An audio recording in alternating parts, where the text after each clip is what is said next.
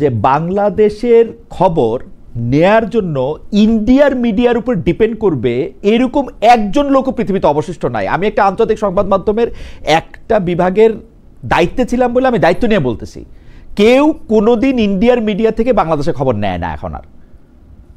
এইটা আপনার মনে হয় কিনা, মানে এইটা আমরা একটা মানে জুজুর বিরুদ্ধে লড়াই করতেছি কিনা? ব্যাপারটা পুরোপুরি সেরকম না, কারণ আপনি যেটা বলছেন যে প্রোপাগান্ডাটা তারা মিডিয়ার মাধ্যমে ছড়াচ্ছে, এটা পলিসি মেকার যারা তারা এটাকে কিভাবে নিচ্ছে, পলিসি মেকাররা ডেফিনেটলি দে হ্যাভ তাদের অনেক রকমের টুলস আছে, মেকানিজম আছে, তারা এটাকে সেকেন্ড চেক থার্ড চেক করে এটাকে কনফার্ম করতে পারে যে তথ্যটা কতটুকু সত্য বা মিথ্যা, এটাকে উদ্দেশ্য প্রণোদিত নাকি এর পেছনে কিছু সত্যতা আছে। বেসির ইমাম, আর্মিতে তো আমরা দেখছি যে পান থেকে চুন খসলে চাকরি চলে যায়, মানে স্ত্রীকে জোরে বকা টকা বা খারাপ ব্যবহার করছে, তার 2 মাস পরে সে একটা মেমো টেমো খায়, তার একটা অবস্থা খারাপ। মানে আর্মি তো একটা সাংঘাতিক ডিসিপ্লিন ফোর্স। 1 বছরের মাথায় আইসিটি জানানোর পর আর্মি জানলো যে এরা এর সাথে জড়িত ছিল। আপনার কাছে কি মনে হয়? জি, এখানে মানে আর্মি তো ওনারা তো শাসিত হয় মিলিটারি আইনের মাধ্যমে, এবং মিলিটারি আইনগুলো খতিয়ে দেখার সুযোগ অনেস্টলি আমার হয়নি। তো ওখানে গুমের মতো সুনির্দিষ্ট কোনো অভিযোগ বা অফেন্স মানে অপরাধ আছে কিনা বা কিভাবে আছে এগুলো দেখার কিন্তু সুযোগ আমার হয়নি। তো অতএব আর্মি কেন করলো না এটার হয়তো একটা মতামত আমার থেকে অনেক বেটার আমার সহবক্তা দিতে পারবে। সো আমি আর সময় নষ্ট করব না। জি, আমি ডক্টর ইউসুফ থেকে শুনি। ডক্টর ইউসুফ, দুইটা বিষয়। একটা বিষয়, আমি আজকে আরেকটা অনুষ্ঠানে জুলকারনাইন স্যারকে শুনছিলাম, তিনি বলতেছেন যে এইসব গুম খুনের ব্যাপারে তারা তো তিনি, তাসনিম খলিল, মুক্তাদুর রশিদ রোমিও সহ আরও যারা আছেন এগুলো নিয়ে কাজ করছেন, ডেলি সারা জামা ইসলাম, তাদের কথা বলতেছিলেন যে তারা এগুলো নিয়ে যখন কাজ করছেন তখন একটা জিনিস তিনি প্রশ্ন করতে চান যে চৌধুরী আলম সহ 2011-12 সালে যারা গুম হয়েছেন খুব, বা যাদের ইলিয়াস আলী, তাদের মামলাটার আগে কেন ব্রিগেডিয়ার আজমি এবং জনাব মীর উনাদের মামলাটা কেন সামনে আনা হইলো, মানে এটা প্রায়োরিটিটা কিভাবে ঠিক করা হয়েছে? আমি এইটা খালি একটু আপনার কাছে জানতে চাই। আর পাশাপাশি অবশ্যই জানতে চাই যে গুম খুন মানবতা বিরোধী অপরাধের সঙ্গে যুক্ত থাকা আর্মি অফিসাররা এতদিন চাকরিতে কেমনে ছিলেন? তারা কি আইসিটির ওই পরোয়ানা দেখে তারা জানতে পারলেন যে হ্যাঁ এদের বিরুদ্ধে অভিযোগ হচ্ছে? এটা কি সম্ভব আসলে? নিউ ইয়র্কের জ্যাকসনের থেকে আপনাদের সঙ্গে আছে আমি খালেদ মহিউদ্দিন। শুধু জুলাই হত্যাকাণ্ড নয়, পতন হওয়া আওয়ামী লীগের আমলে বেশ কিছু গুম খুনের ঘটনাও ঘটেছে। এই সব গুম খুনের সঙ্গে জড়িত ছিলেন সামরিক বেসামরিক কর্মকর্তারা, এরকম খবরও রয়েছে আমাদের সঙ্গে। রাজনীতিবিদদের পাশাপাশি সেই সব কর্মকর্তাদের বিচার, অর্থাৎ সামরিক কর্মকর্তাদের বা বেসামরিক কর্মকর্তাদের বিচার কোন আইনে হবে, কিভাবে হবে, সেগুলি নিয়ে তর্ক যেমন চলছে তেমন তর্ক চলছে বর্তমান সামরিক বাহিনীর সাথে প্রশাসনের বা বেসামরিক বাহিনীর সম্পর্কটা আসলে কিরকম, তারা আসলে ন্যায় বিচার পাবেন কিনা, ন্যায় বিচার প্রতিষ্ঠা করতে পারবেন কিনা, এগুলি নিয়ে কথা বলার জন্য বাংলাদেশ সেনাবাহিনীর অবসরপ্রাপ্ত brigadier general doctor Abdullah Al Yusuf রয়েছেন আমাদের সঙ্গে। ডক্টর আব্দুল্লাহ আল ইউসুফ, আপনাকে আমাদের অনুষ্ঠানে স্বাগত জানাই। আপনি আমাদের সময় দিয়েছেন, সেজন্য আমাদের শুভেচ্ছা এবং আন্তরিক ধন্যবাদ জানবেন। আমাদের সাথে আরও থাকছেন বাংলাদেশ সুপ্রিম কোর্টের আইনজীবী ব্যারিস্টার রাশনা ইমাম। ব্যারিস্টার রাশনা ইমাম, আপনি আমাদের সঙ্গে যুক্ত হয়েছেন, সেজন্য আমাদের শুভেচ্ছা, কৃতজ্ঞতা এবং ধন্যবাদ জানবেন। আপনাকে স্বাগত জানাচ্ছি ইমাম। আমি একটু ডক্টর ইউসুফ আপনার কাছে সরাসরি চলে যেতে চাই। আপনার একটি বক্তব্যকে আমি একটু উল্লেখ করতে চাই, সেটি হচ্ছে এরকম যে আপনি গত বছরের নভেম্বরে ঢাকা বিশ্ববিদ্যালয়ের একটি মিলনায়তনে আয়োজিত একটি অনুষ্ঠানে বলেছিলেন যুদ্ধটা এখনো চলছে। আমাদের প্রশ্ন, এই যুদ্ধের পক্ষ বিপক্ষ কারা? এই যুদ্ধে আপনার পক্ষটাই বা কি? আপনি কি পেতে চান বা কি হলে খুশি হবেন? ডক্টর আব্দুল্লাহ আল ইউসুফ। ধন্যবাদ খালেদ ভাই আমাকে আমন্ত্রণ জানানোর জন্য। সাথে সাথে দর্শক যারা আছেন, আমার সহজ আলোচক যিনি আছেন, তাকেও সালাম জানিয়ে শুরু করছি। যুদ্ধটা এখনো চলছে, এটা দিয়ে আমি কি বলতে চেয়েছি, বা আমি এখানে পক্ষ বা প্রতিপক্ষ কারা, এটাই হচ্ছে আপনার প্রশ্ন। এখানে বিষয়টা হচ্ছে এরকম যে আমরা সাধারণত যুদ্ধ বলতে বুঝে থাকি কনভেনশনাল ওয়ারফেয়ার, যেটাকে বলা হয় মানে দুটো দেশের মধ্যে কমব্যাট ওয়ারফেয়ার, যেখানে ট্যাঙ্ক, গোলা বারুদ এসব নিয়ে যুদ্ধ হয়।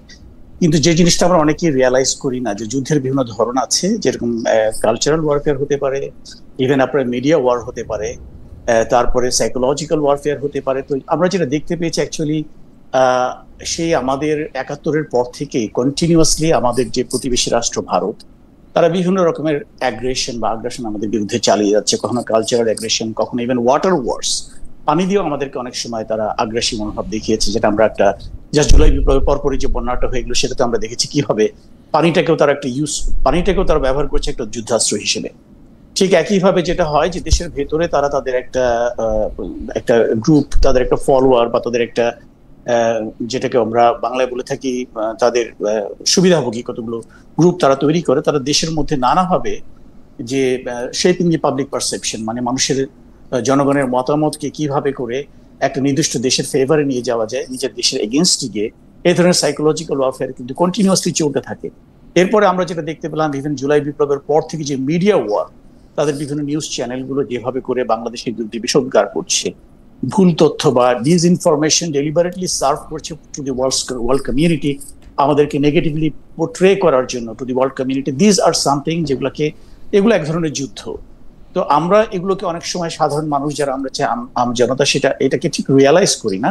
আমরা যুদ্ধ বলতেই ভাবি বোধহয় ট্যাঙ্ক আসলো কিংবা জঙ্গি বিমান পাঠানো হলো, মিসাইল পাঠানো হলো, এটাই বোধহয় যুদ্ধ। কিন্তু ওই যুদ্ধটা কিন্তু হাল আমলে ওই যুদ্ধগুলো খুব কমই হয়ে থাকে।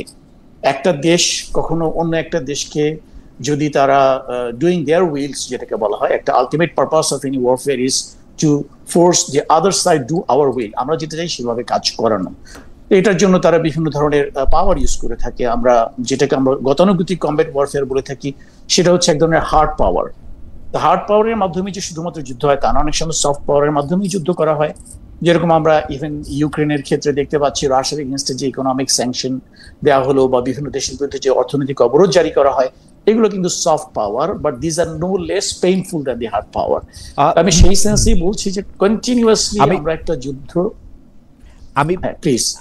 আমি একটা প্রশ্ন শুধু করতে চাই, যে সেটা হচ্ছে যে কোল্ড ওয়ারের সময় আমরা মিডিয়া বা প্রপাগান্ডা ওয়ারটা আমরা সাংঘাতিক রকম দেখছি, কিন্তু তথ্য প্রযুক্তির এই বিস্তারের সময় আপনি একটা মিথ্যা তথ্য দিয়ে কিন্তু আসলে 10 সেকেন্ড সাস্টেন করতে পারবেন না, এবং সেই মিথ্যা তথ্য দিয়ে প্রপাগান্ডা ওয়ার করার সামর্থ্য এখন এই পৃথিবীর কারো নাই আসলে। আর আপনি যেটাকে সফট পাওয়ার বলতেছেন, যে ওই ইউক্রেনের স্যাংশনের ক্ষেত্রে, সেটা তো সফট না, মানে অর্থনৈতিক যুদ্ধই তো যুদ্ধ। আপনাকে স্যাংশন দিয়ে রাখা মানেই তো আপনাকে তো আর বোমা মেরা মারতে হবে না, স্যাংশন দিয়ে মারলেই তো আপনি মরে যাবেন আসলে, যদি আপনি এটা করেন। এটা তো আর সফট না। কিন্তু আপনি যদি মিডিয়া বা প্রপাগান্ডা ওয়ারটার কথা বলেন, সেই মিডিয়া বা প্রপাগান্ডা ওয়ারের তো কোনো গুরুত্ব আগে কতটুক ছিল আমি জানি না, গত এক দশকে আর একেবারেই নাই। আমরা মানে আপনার এটা মনে হয় কিনা, মানে আমি আপনার সাথে মানে আপনার কাছ থেকে আমি এটা পরীক্ষা করে, মানে আপনার কাছ থেকে আমি এটা শুনতে চেয়েছি যে ধরেন যে ইন্ডিয়ার কিছু মিডিয়া বাংলাদেশের নামে ক্রমাগত অপপ্রচার চালাইলো, কিন্তু সেইটা দিয়ে তারা কোনো একটি পয়েন্ট অর্জন করতে পারছে কিনা। কেন আমি এই কথা বলতেছি, যে কিন্তু আমি যেটা বলছি সেটা হচ্ছে শেপিং দি পাবলিক পারসেপশন, জনগণ এটাকে কিভাবে নিচ্ছে। এখন কলকাতাতে যখন একটা মিডিয়াতে কোন একটা নিউজ করা হয়, সেই নিউজ চ্যানেলটার রিচ কতটুকু, সেটা রিচটা হয়তো বাংলাদেশে নেই, সেটা হয়তো ইউএসএ তে বা অন্য কোনো দেশে, পাশ্চাত্যের কোনো দেশে বা অন্যান্য যে সমস্ত দেশ আমাদের ব্যাপারে ডিসিশন নিতে পারে, যারা আমাদেরকে ম্যাটার করে, তাদের কারো কাছে কিন্তু এটা রিচটা হয়তো নেই, বাট তার রিচটা আছে তার কমিউনিটির ভেতরে। ফলে পুরো একটা জনগোষ্ঠীর ভেতরে আপনি ডিসইনফরমেশন দিয়ে একটা জনগোষ্ঠীকে আরেকটা জনগোষ্ঠীর বিরুদ্ধে উস্কে দিচ্ছেন। দুটো পাশাপাশি রাষ্ট্রের ভিতরে যখন দুটো দেশের জনগণের ভিতরে এরকম একটা বিদ্বেষমূলক মনোভাব তৈরি হয়, definitely in a long run এটা আমাদেরকে এফেক্ট করে। কারণ পলিসি মেকাররাও কিন্তু পাবলিক পারসেপশন বা পাবলিক ওপিনিয়নটাকে অ্যাভয়েড করে কোনো পলিসি মেকিং করতে পারেন না, বিকজ দে ডু পলিটিক্স। তারা পলিটিক্স করতে হলে তাদেরকে অবশ্যই পাবলিক পারসেপশনটাকে আমলে নিতে হবে। সেই দিক থেকে আমি মনে করি যে এই যে ওয়ারফেয়ার গুলো, এগুলো কিন্তু অবশ্যই একটা নেগেটিভ ইম্প্যাক্ট আছে, এবং এটাকে কাউন্টার করার জন্য আপনি যেটা বলেন 1 মিনিটও এটাকে সার্ভাইভ করতে পারে না, এখানে একটা ডেফিনেটলি আপনার সামাজিক যোগাযোগ মাধ্যমগুলোর একটা বিরাট ভূমিকা আছে, যার মাধ্যমে আমরা মেইন স্ট্রিম মিডিয়াতে যাই সত্য মিথ্যে বলা হোক না কেন, এটাকে আমরা কাউন্টার চেক করার আরেকটা সুযোগ আমরা পেয়ে যাই। আপনার চ্যানেলটাও তেমনি একটা চ্যানেল, এবং এটা ডিপেন্ড করছে যে কোন চ্যানেলটা রিচ কতটুকু, তার ভিউয়ার্স কতটুকু। আর আজকাল যেহেতু মিডিয়াটা আমাদের সবার হাতের মুঠোয় চলে আসছে, সো ইটস ট্রু যে এটাকে এত সহজে কিন্তু গেলানো যায় না। কিন্তু আমার টার্গেট অডিয়েন্সকে, যদি কলকাতার ওই মিডিয়াটার যদি টার্গেট অডিয়েন্স কলকাতাবাসীরাই হয়, তাহলে তারা তো এটা দেখতে পাচ্ছে, আমি হয়তো দেখতে পাচ্ছি না, পাশ্চাত্যের কেউ দেখতে পাচ্ছে না, কিন্তু ওদের ওপিনিয়নটা তো ম্যাটার করে। আচ্ছা, আমার মনে হয় যে মিডিয়ার এই জায়গাটা নিয়ে, এই শক্তি বা শক্তির জায়গাটা নিয়ে আমরা একটু থিওরিটিক্যাল আলাপও আমরা অনেক সময় করতে পারি, কিন্তু কলকাতার ওই টার্গেট অডিয়েন্স আমার কাছে মনে হয়েছে যেসব বাংলাদেশিরা উত্তেজিত হবে এইসব খবরের মধ্যে তারাই আসলে বেশি ছিল, কারণ আমরা যেহেতু মানে মানে ওদেরকে অনেক বেশি দেখছি, যে দেখাটা ওরা ডিজার্ভ করে না সেটা। যাই হোক, কিন্তু আমি সরকারের জায়গা থেকে আসি ডক্টর ইউসুফ, যে এই অন্তর্বর্তী সরকারের সময় আমরা মুখে অনেক বেশি ভারতের বিরোধিতা করতে শুনছি, ব্যবসা বাণিজ্যে কিন্তু আমরা দেখছি উল্টোটা অসহযোগিতা করতেছে ভারত সরকার। তারা পর্যটন ভিসা পর্যন্ত বন্ধ করে রাখছে। সেই জায়গায় ডক্টর ইউনূস সরকার যথাযথ জবাব দিতে পেরেছে কিনা, নাকি মুখে একরকম কথা বলতেছে, অন্যদিকে তারা আমরা দেখতেছি যে প্রথমায় সেই আদানির বিদ্যুতের টাকা পরিশোধ করলো, বলা হলো যে ইন্টারন্যাশনাল চুক্তি নাকি বাদ দেওয়া যায় না। ইন্টারন্যাশনাল চুক্তি হয়ই বাদ দেওয়ার জন্য, আমি 1 কোটি দেখাতে পারবো যে ইন্টারন্যাশনাল চুক্তি কেমন বাদ দেয় এই সরকার। আমরা দেখতেছি যে একদিকে মানে ভারত ল্যান্ড বর্ডার দিয়ে আমাদের যাওয়া রপ্তানি করা এগুলি বন্ধ করতেছে, কিন্তু আমরা তাদের সাথে আম ইলিশ কূটনীতি করতেছি, আমরা পুশিন দেখতেছি। সরকারের এই জায়গাটা আমি ঠিক বুঝি না, মানে মুখে যতটা ভারত বিরোধিতাটা করে সেই একই রকমভাবে সেটা তার কূটনৈতিক আচরণে এটা অনুবাদ হয় কিনা, আপনি কিরকম দেখেন ডক্টর ইউসুফ? এখানে যে বিষয়টা আমি বুঝতে পারি সেটা হচ্ছে, আমরা পাবলিক যখন কোন একটা ওপিনিয়ন দেই, আমরা একটা ইম্পালসিভ, এটা একটা অনেকটা ইম্পালসিভ, আমরা আমাদের ইমোশন গাইডেড একটা রেসপন্স প্রতিটা জিনিসে থাকে। কিন্তু যখন যারা সরকার পরিচালনা করেন, যারা পলিসি মেকিং লেভেলে থাকেন, তাদেরকে যে কোনো একটা বক্তব্য, বিবৃতি বা যে কোনো অ্যাকশনে যেতে হলে তাদেরকে অনেকগুলো আসপেক্ট তাদেরকে চিন্তা করতে হয়। আমরা একটা বৃহত্তর বিশ্বে বসবাস করি, যেখানে ওভারঅল ভূ রাজনৈতিক রিয়ালিটিটা কিরকম, আমার একটা স্টেটমেন্ট বা আমার একটা পদক্ষেপ আমার অন্যান্য যে সমস্ত বন্ধু রাষ্ট্র আছে, আমাদের সহযোগী রাষ্ট্রগুলো কিভাবে নেবে, এটার ফার রিচিং ইম্প্যাক্টটা কি পড়তে পারে। আমার ধারণা এই জিনিসগুলো যারা পলিসি মেকিং লেভেলে থাকে, যারা রাষ্ট্র পরিচালনা করেন, স্টেট ক্রাফটের সঙ্গে যারা জড়িত, তাদেরকে এই জিনিসগুলো ভাবতে হয়, যেটা আমরা সাধারণ মানুষ অনেক সময় ভাবি না। তো এখানে যখন একটা ধরেন রাজনৈতিক সরকার থাকে, যাদের একটা জনপ্রিয়তার প্রশ্ন থাকে, তারা কিন্তু পাবলিক সেন্টিমেন্টটাকে খুব সিরিয়াসলি তারা আমলে নেয়। তারা যে কোনো একটা পদক্ষেপ নেওয়ার সময় চিন্তা করে যে এর পসিবল রিপারকেশন পাবলিক সাইড থেকে কি হতে পারে। যেই দায়বদ্ধতাটা একটা অন্তর্বর্তীকালীন সরকারের কখনোই থাকে না। সো আমার মনে হয় যে অন্তর্বর্তীকালীন সরকারের অনেকগুলো পদক্ষেপ বা পলিসি হয়তোবা এটা কতটুকু জনপ্রিয় বা অজনপ্রিয় হবে সেটা বিবেচনায় না রেখে, তারা হয়তো বৃহত্তর ভূ রাজনৈতিক প্রেক্ষাপটে এটা ফার রিচিং ইম্প্যাক্ট আমাদের সঙ্গে অন্যান্য দেশের রিলেশন থেকে কতটা এফেক্ট করবে সেই দৃষ্টিকোণ থেকে তারা অনেক পদক্ষেপ নিয়ে থাকেন, যেগুলো হয়তো অনেক ক্ষেত্রে নন ডিসক্লোজার এগ্রিমেন্টের কারণে আমাদেরকে জানানোও হয় না। তো এই ব্যাপারে আসলে সরকারের ভেতরে না থেকে এই ব্যাপারে কোনো মন্তব্য করাটা আসলে একটু জটিল আমার জন্য। ডক্টর ইউসুফ, আপনাকে ধন্যবাদ। আমি একটু ব্যারিস্টার রাশনা ম্যামের কাছে যাই। ব্যারিস্টার রাশনা ম্যাম, আমাদের প্রশ্ন আপনার কাছে যে আপনি জুলাই হত্যাকাণ্ডের বিচার ও বিগত 15 বছরে গুম খুন নিয়ে তড়িঘড়ি থাকার কথা বলেছেন, বিচারের আগে সাজা কেন এমন প্রশ্ন তুলেছেন। আপনি দাবি করেছেন দেশের অভ্যন্তরীণ বিচার প্রক্রিয়ায় অনেক ধরনের ঘাটতি আছে, তাই জুলাই হত্যাকাণ্ডের বিচার দেশের ট্রাইব্যুনালে নয় আন্তর্জাতিক অপরাধ আদালতে যাওয়ার কথা বলেছেন। দেশের বিচার ব্যবস্থার প্রতি কি আপনি আস্থা রাখতে পারছেন না? আস্থার জায়গা উন্নয়নে সরকার আসলে এখানে কি করতে পারে? ব্যারিস্টার ইমাম। জি, ধন্যবাদ খালেদ ভাই। প্রথমেই বলবো প্রেক্ষাপটটা, আমি যে বক্তব্যটা দিয়েছিলাম ওটার প্রেক্ষাপটটা ছিল প্রথম দিকে ছিল, এবং জুলাই অভ্যুত্থানের কিছুদিন পরেই আমার মনে হয় এই বক্তব্যটা দেয়া। এবং প্রেক্ষাপটটা ছিল যে 15 বছর ধরে আমাদের বিচার ব্যবস্থাকে পুরোপুরি দলীয়করণ করা হয়েছিল এবং অনেকভাবে বিচার ব্যবস্থার যে স্বাধীনতা বা ক্ষমতাটা থাকা উচিত সেটা ভেঙে দেওয়া হয়েছিল। সো ওই প্রেক্ষাপটে আমার তখন অনেস্টলি মনে হয়নি যে মানবতা বিরোধী অপরাধ, এই ধরনের অপরাধ বিচার করার ক্যাপাসিটি ইন্টারন্যাশনাল ক্রাইমস ট্রাইব্যুনালের আছে। এবং তার জন্যই আমি বলেছিলাম যে আন্তর্জাতিক অপরাধ আদালতে যদি রেফার করে দেয়া হয় তাহলে হয়তো আরো সঠিকভাবে বিচারটা হবে। এবং তারপরে যেটা আরেকটা কারণ ছিল সেটা হচ্ছে গিয়ে ইউএন এর যে ফ্যাক্ট ফাইন্ডিং মিশনের রিপোর্টটা ছিল সেখানেও আই বিলিভ এরকমই একটা সুপারিশ এসেছিল যে ক্ষমতাটা নিয়ে আন্তর্জাতিক অপরাধ ট্রাইব্যুনালের তাদেরও নানা ধরনের প্রশ্ন ছিল এবং তারাও বলেছিল রেফারেন্স হয়তো ইন্টারন্যাশনাল ক্রিমিনাল কোর্টে করা যেতে পারে। এটা ছিল মোটামুটি প্রেক্ষাপটটা। সো বিচার ব্যবস্থাকে যেহেতু নানাভাবে ভেঙে দেওয়ার চেষ্টা করা হয়েছে গত 15 বছরে, এটা তো ওভারনাইট বা ইভেন 1 বছরে পুরোপুরি পাল্টে যাবে না। সো বিচার ব্যবস্থায় আমাদের এখনো নানা ধরনের সমস্যা আছে, হচ্ছে, কিন্তু তাই বলে যে কোনো ধরনের সংস্কারের উদ্যোগই নেওয়া হয়নি তা তো না। বড় ধরনের কয়েকটা সংস্কারের উদ্যোগ নেওয়া হয়েছে, যেরকম একটা ইন্ডিপেন্ডেন্ট কমিশন গঠন করা হয়েছে বিচারক নিয়োগ দেওয়ার জন্য সুপ্রিম কোর্টের, এবং এই কমিশন অলরেডি অ্যাক্টিভেটেড, এবং এনাদের অধীনেই কিন্তু লাস্ট যে নিয়োগগুলো হলো সুপ্রিম কোর্টে সেটা হয়েছে। এবং অনেকেই মনে করছে এই নিয়োগগুলো এর আগের বহু বছরের ওভারঅল নিয়োগের থেকে বেটার ছিল কোয়ালিটি ওয়াইজ। তারপরে ধরেন সুপ্রিম জুডিশিয়াল কাউন্সিল, যারা বিচারকদের বিরুদ্ধে এনকোয়ারি করবেন এবং সুপারিশ করবেন রাষ্ট্রপতিকে, সেটাকেও রিঅ্যাক্টিভেট করা হয়েছে। ওই 16th অ্যামেন্ডমেন্টে যেটাকে বাতিল করার একটা অ্যাটেম্প্ট নিয়েছিল আওয়ামী লীগ, সো সেটাও রিঅ্যাক্টিভেট করা হয়েছে। সচিবালয়টা এখনো যদিও বাস্তবায়ন করা হয়নি, মোটামুটি একটা কমিটমেন্ট পাওয়া গেছে অন্তর্বর্তীকালীন সরকারের থেকে যে বিচার বিভাগের একটা পৃথক সচিবালয় থাকাটা অত্যন্ত গুরুত্বপূর্ণ। কারণ না হলে যেটা হবে, অন পেপার স্বাধীনতা থাকবে, বা মানে প্র্যাকটিক্যালি ডে টু ডে লাইফে যদি আমার অ্যাডমিনিস্ট্রেটিভ কাজগুলো পুরোপুরি মন্ত্রণালয়ের উপর নির্ভরশীল হয়, তাহলে হয়তো সত্যিকার অর্থে স্বাধীন হবে না বিচার বিভাগ। সো প্রবলেম এখনো আছে, এটা নিয়ে আমার কোনো সন্দেহ নেই। আন্তর্জাতিক অপরাধ ট্রাইব্যুনালের আরেকটা কথা আমি বলেছিলাম যে এ ধরনের বিচার যেগুলো এখন হচ্ছে, এগুলো তড়িঘড়ি করে একেবারেই করা উচিত হবে না। কারণ অনেকেই যেটা করছিল, একটা দাবি উত্থাপিত করছিল যে ন্যায় বিচার না নির্বাচন আগে, যেটা আমার কাছে পুরোপুরি অযৌক্তিক মনে হয়েছে। কারণ ন্যায় বিচার এত তাড়াতাড়ি সম্পূর্ণ করাও ঠিক সঠিক হবে না।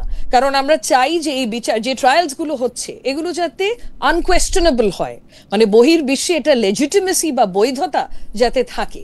যেরকম আওয়ামী লীগ আমলে প্রায় 2.5 বছরের মধ্যে সব তো কমপ্লিট করে ফেলেছিল, এবং হাইলি কোয়েশ্চেনেবল ছিল, প্রত্যেকটা কনভিকশন কোয়েশ্চেনেবল ছিল, ট্রায়াল গুলো কোয়েশ্চেনেবল ছিল। আমরা চাচ্ছি না এই ট্রায়াল গুলো কোয়েশ্চেনেবল হয়।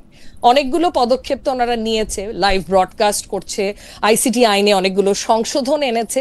এখন কতদূর এফেক্টিভ হচ্ছে এটা হয়তো, এটার উপরে কমেন্ট করতে হলে আরো কিছুদিন অপেক্ষা করা উচিত, যে কত দ্রুততে আগান। বেশি দ্রুত আগানো কিন্তু উচিত না। তাড়াহুড়া না করার কথা বলতেছেন, অনেকদিন ধরে তাড়াহুড়া না করার কথা বলতেছেন। আমি বাংলাদেশের বিচার বিভাগ 15 বছর বা আওয়ামী লীগের আমলের 15 বছর কেমন ছিল বা তার আগে কেমন ছিল, সেটার সাথে যদি এখনকার 1 বছর একটা তুলনা করি, আপনি কোনো বড় ধরনের পরিবর্তন দেখেন কিনা? কারণ আমার দেখার শর্ট সাইটেডনেস, আমি আপনাকে বলি যে আমি কিন্তু এরকম দেখি না। আমার কাছে মনে হয় যে বিচার যেইখানে মানে জনগণ একটা কি বলল না মনে করলো, ক্ষমতাবানরা একটা কি বললো মনে না করলো, সেটার থেকে একটা ব্যালেন্স, একটা প্রোটেকশন কিন্তু সেইটা দিতে পারছে কিনা।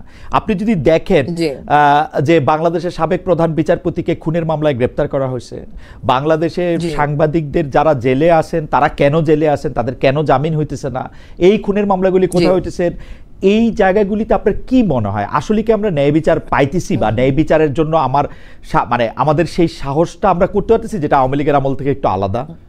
আমি কিন্তু বিচার বিভাগের ক্ষেত্রে বড় পরিবর্তন দেখি না আসলে। জি, বড় পরিবর্তন দেখার মতো সময় আমার মনে হয় খালেদ ভাই এখনো আসেনি। কিছু পরিবর্তন দেখতে পাচ্ছি, কিন্তু তাই বলে সমস্যা যে নেই তা একেবারেই না।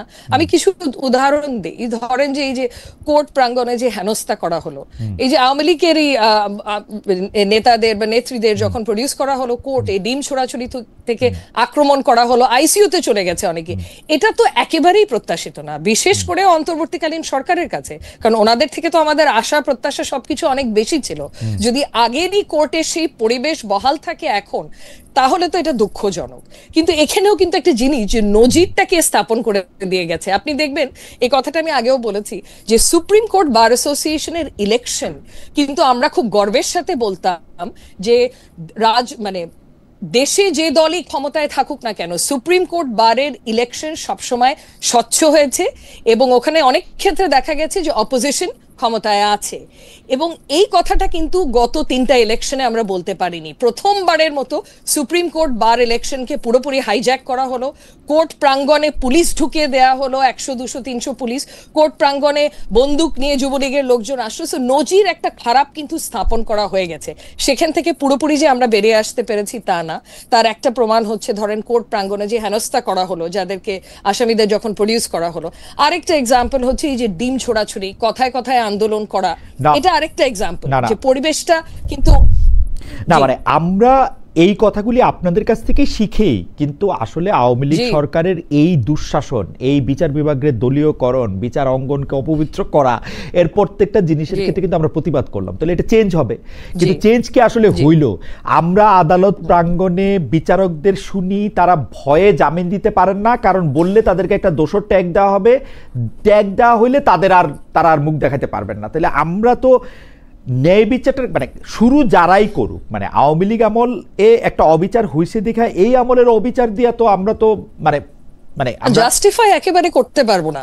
অ্যাবসলিউটলি আপনি কারেক্ট যে আমরা জাস্টিফাই তো করতে পারবো না, বাট আমি যেটা বলার চেষ্টা করছি যে এরকম একটা প্র্যাকটিস চর্চা যখন হয়ে এসেছে এত বছর থেকে, এখান থেকে বেরিয়ে আসতে সময় লাগবে। কিন্তু আমার মতে এখন শীর্ষস্থানীয় যারা বিচার বিভাগে আছে, আমাদের প্রধান বিচারপতি থেকে শুরু করে আরো কয়েকজন, এনারা কিন্তু পদক্ষেপ নিচ্ছে, চেষ্টা করছে চেঞ্জগুলো আনার। যেরকম সচিবালয় নিয়ে, পৃথক সচিবালয় নিয়ে কিন্তু জোরে সোরে আওয়াজ তুলেছে আমাদের এই প্রধান বিচারপতি, এবং এটাও তো মানে একটা পজিটিভ স্টেপ যেটা আমরা এতদিন দেখতে পারিনি। আরেকটা জিনিস ধরেন, যেটা দিয়ে আমি বলছি যে 12 জন বিচারপতিকে যে ছুটিতে পাঠানো হলো, মানে এটা কেন হলো? কারণ দাবি দিচ্ছিল, মানে আদালত ওখানে চলে গেছে, মিছিল করেছে, ঘেরাও করেছে, দাবির সম্মুখীন হয়ে কিন্তু তাদেরকে ছুটিতে পাঠানো হলো। এটা আমার মতে কিন্তু খুব ভালো নজির যে সৃষ্টি করেছে তা না। কারণ রাইট প্রসেসটা কি হওয়া উচিত ছিল যে কিছুদিন অপেক্ষা করতেন, সুপ্রিম জুডিশিয়াল কাউন্সিল যখন রিইনস্টেটেড হবে, তাদের বিরুদ্ধে অভিযোগ থাকলে ইনকোয়ারি করতো, ইনকোয়ারি করে তারা যদি দোষী সাব্যস্ত হতো তখন তাদেরকে আপনি রিমুভ করে দেন বা ছুটিতে পাঠান, সেই পদক্ষেপটা তখন কিন্তু ওই পরিস্থিতি কিন্তু রাখেনি। এটার জন্য কিন্তু প্রাইমারিলি আমি সরকারকে দায়ী করব, কারণ এখানে সরকারের ফুল ব্লেসিংস ছিল। এই যে এই মব পাঠিয়ে দিয়েছে যে সুপ্রিম কোর্ট প্রেমিসেসে এবং বাধ্য করেছে তাদেরকে ছুটিতে পাঠানোতে, এটা তো সরকারের হস্তক্ষেপ ছিল, বিচার বিভাগের স্বাধীনতার উপরে হস্তক্ষেপ ছিল। এটা কিন্তু ছেড়ে দেয়নি প্রধান বিচারপতির উপর। এইসব প্রবলেমস আছে খালেদ ভাই, এইসব প্রবলেমস আছে, কিন্তু কিছু যে পদক্ষেপ দেখতে পারছি এটাও এতদিন দেখতে পারিনি, এতটুকুই আমি বলবো। আপনাকে অনেক ধন্যবাদ বেরিসি ইমাম। আমি একটু ডক্টর আব্দুল আলী ইউসুফ এর কাছে আসি। যে ডক্টর ইউসুফ, বর্তমান যিনি সেনাপ্রধান আছেন জেনারেল ওয়াকারুজ্জামান বিভিন্ন মাধ্যমে বিভিন্নভাবে বুঝাতে চেয়েছেন, বলেছেন আসলে যে তিনি সরকারি দায়িত্ব পালন করবেন যথানিয়মে, রাষ্ট্রীয় বা সাংবিধানিক ক্ষমতা দখল করার বা ক্ষমতায় আসার কোনো ইচ্ছা বা বাসনা তার নাই। কিন্তু গত বছর আগস্ট মাস থেকে আমরা কন্টিনিউয়াসলি শুনে আসতেছি যে সামরিক অভ্যুত্থানের গুজব, আমরা সেনাবাহিনী ক্ষমতা নিবে, আওয়ামী লীগকে আবার পুনঃপ্রতিষ্ঠা করার জন্য তিনি চেষ্টা করতেছেন। মানে এবং তিনি একটা তিনি কিভাবে শেখ হাসিনা বা আওয়ামী লীগের স্বার্থ সংরক্ষণ করবেন এইটাই তার একমাত্র চিন্তা ভাবনা, আর কোনো চিন্তা তার নাই। 2-3 দিন আগেও রাতভর একটা গুজব ছিল। এই গুজবটা হচ্ছে যে বলা হইতেছিল যে আইসিটি যে 25 জন বা 28 জন সেনা কর্মকর্তার বিরুদ্ধে অভিযোগপত্র দিয়েছেন বা তাদের গ্রেপ্তারি পরোয়ানা দিয়েছেন, সেইটা তিনি রুখে দিতে চান, তিনি সেনা কর্মকর্তাদের করতে চান না। আপনি ব্যাপারটাকে আসলে কীভাবে দেখেন? মানে আমার প্রশ্ন হচ্ছে, ক্রমাগতভাবে এইটা বলে এইটা কি সিভিল প্রশাসনকে, আর্মি যারা আছেন তাদের মুখোমুখি দাঁড় করানো হইতেছে? এটা কি ভালো হইতেছে, নাকি আর্মির একটু চাপে রাখাই ভালো, যে আর্মি হইছো তোমরা একটু চাপে থাকো? ধন্যবাদ। একটু আগে আপনি যে জিনিসটা বললেন শুরুর দিকে, যে আজকাল এমন একটা সময়ের মধ্যে দিয়ে আমরা যাচ্ছি যখন কেউ একটা গুজব ছড়িয়ে বা একটা ডিসইনফরমেশন ডিসিমিনেট করে যে খুব সহজে পার পেয়ে যাবে তা না, এটা লোকজন বুঝতে পারে। আমি একটা ছোট্ট এক্সাম্পল দিয়ে বুঝাতে চাচ্ছি। এই যে একটা কুয়ের গুজব, আমরা নিজের এটাকে গুজব বলছি, রিউমার বলছি, তো এই যে একটা কুয়ের একটা গুজব যে ছড়ানো হলো যে 2 দিন আগে রাতে, এই গুজবটাকে হালে পানি পেয়েছে? এই গুজবটা থেকে কেউ রেসপন্ড করেছে? আপনার সেই সুদূর ফ্রান্সে বসে কোন এক ভদ্রলোক বললেন যে ক্ষমতা দখল করার প্রচেষ্টা হচ্ছে, অথচ that was A routine move. আপনার 4টা এপিসি ডিপ্লোম্যাটিক জোন থেকে ফিরে আসবে, যেটা রোটেশন হয় আর কি। আমাদের যে ট্রুপস যে কোনো জায়গাতে কাজ করতে থাকলে কিছুদিন পর তাদেরকে রোটেট করতে হয়, তাদের রেস্ট রিফিটিং দরকার হয়। That was routine move. এই রুটিন মুভটাকে যে পারপাসফুলি এটাকে একটা রিউমার ছড়িয়ে একটা উত্তাপ ছড়ানোর চেষ্টা করা হলো, এটা কি সফল হয়েছে? কেউ কি রেসপন্ড করেছে, কেউ রেসপন্ড করেনি। না কিন্তু সরি ডক্টর ইউসুফ, আমি শুধু একটা প্রশ্ন করতে চাই যে মানে এইটা তো আর উনি স্যাটেলাইট দিয়ে দেখেন নাই, উনাকে আর্মির ভিতর থেকেও বা সিভিল প্রশাসনের ভিতর থেকে কেউ বাংলাদেশ থেকে বলেছেন যে এটা এরকম হইতেছে, এইটার এরকম একটা কনসিকুয়েন্স থাকতে পারে, উনার কাছে মনে হয়েছে যে এইটা এইভাবে এটা উনি রিয়েক্ট করবেন। এই ভিতর থেকে কথা বলার বা এই মানে আমি আমি আমি নিজে এই পেশার সাথে কিছুটা জড়িত বলে আমি কিন্তু বুঝি যে আমি কিন্তু একদম হাওয়া থেকে কথাটা বলতে পারবো না, কেউ না কেউ আমাকে কোনো না কোনো কিছু বলতেছেন যেটা আমি আসলে, তো ওইটার কি আপনার কাছে মনে হয় কিনা যে কেউ না কেউ তো উনাকে আসলে সত্যিই বলছেন, মানে উনি তো আর এটা একদমই বানায়া বলেন নাই, এইটাও কি এখানে লক্ষ্য করুন? জি, এখানে একটা হচ্ছে তথ্য আর একটা হচ্ছে আপনার তথ্যটাকে কিভাবে ইন্টারপ্রিট করছেন সেটা। এখানে তথ্যটা হচ্ছে ইয়েস 4টা এপিসি ক্যান্টনমেন্ট থেকে বেরিয়েছে, সাথে 4 দুগুণে 8টা পিকআপ ভর্তি সৈন্য বেরিয়েছে।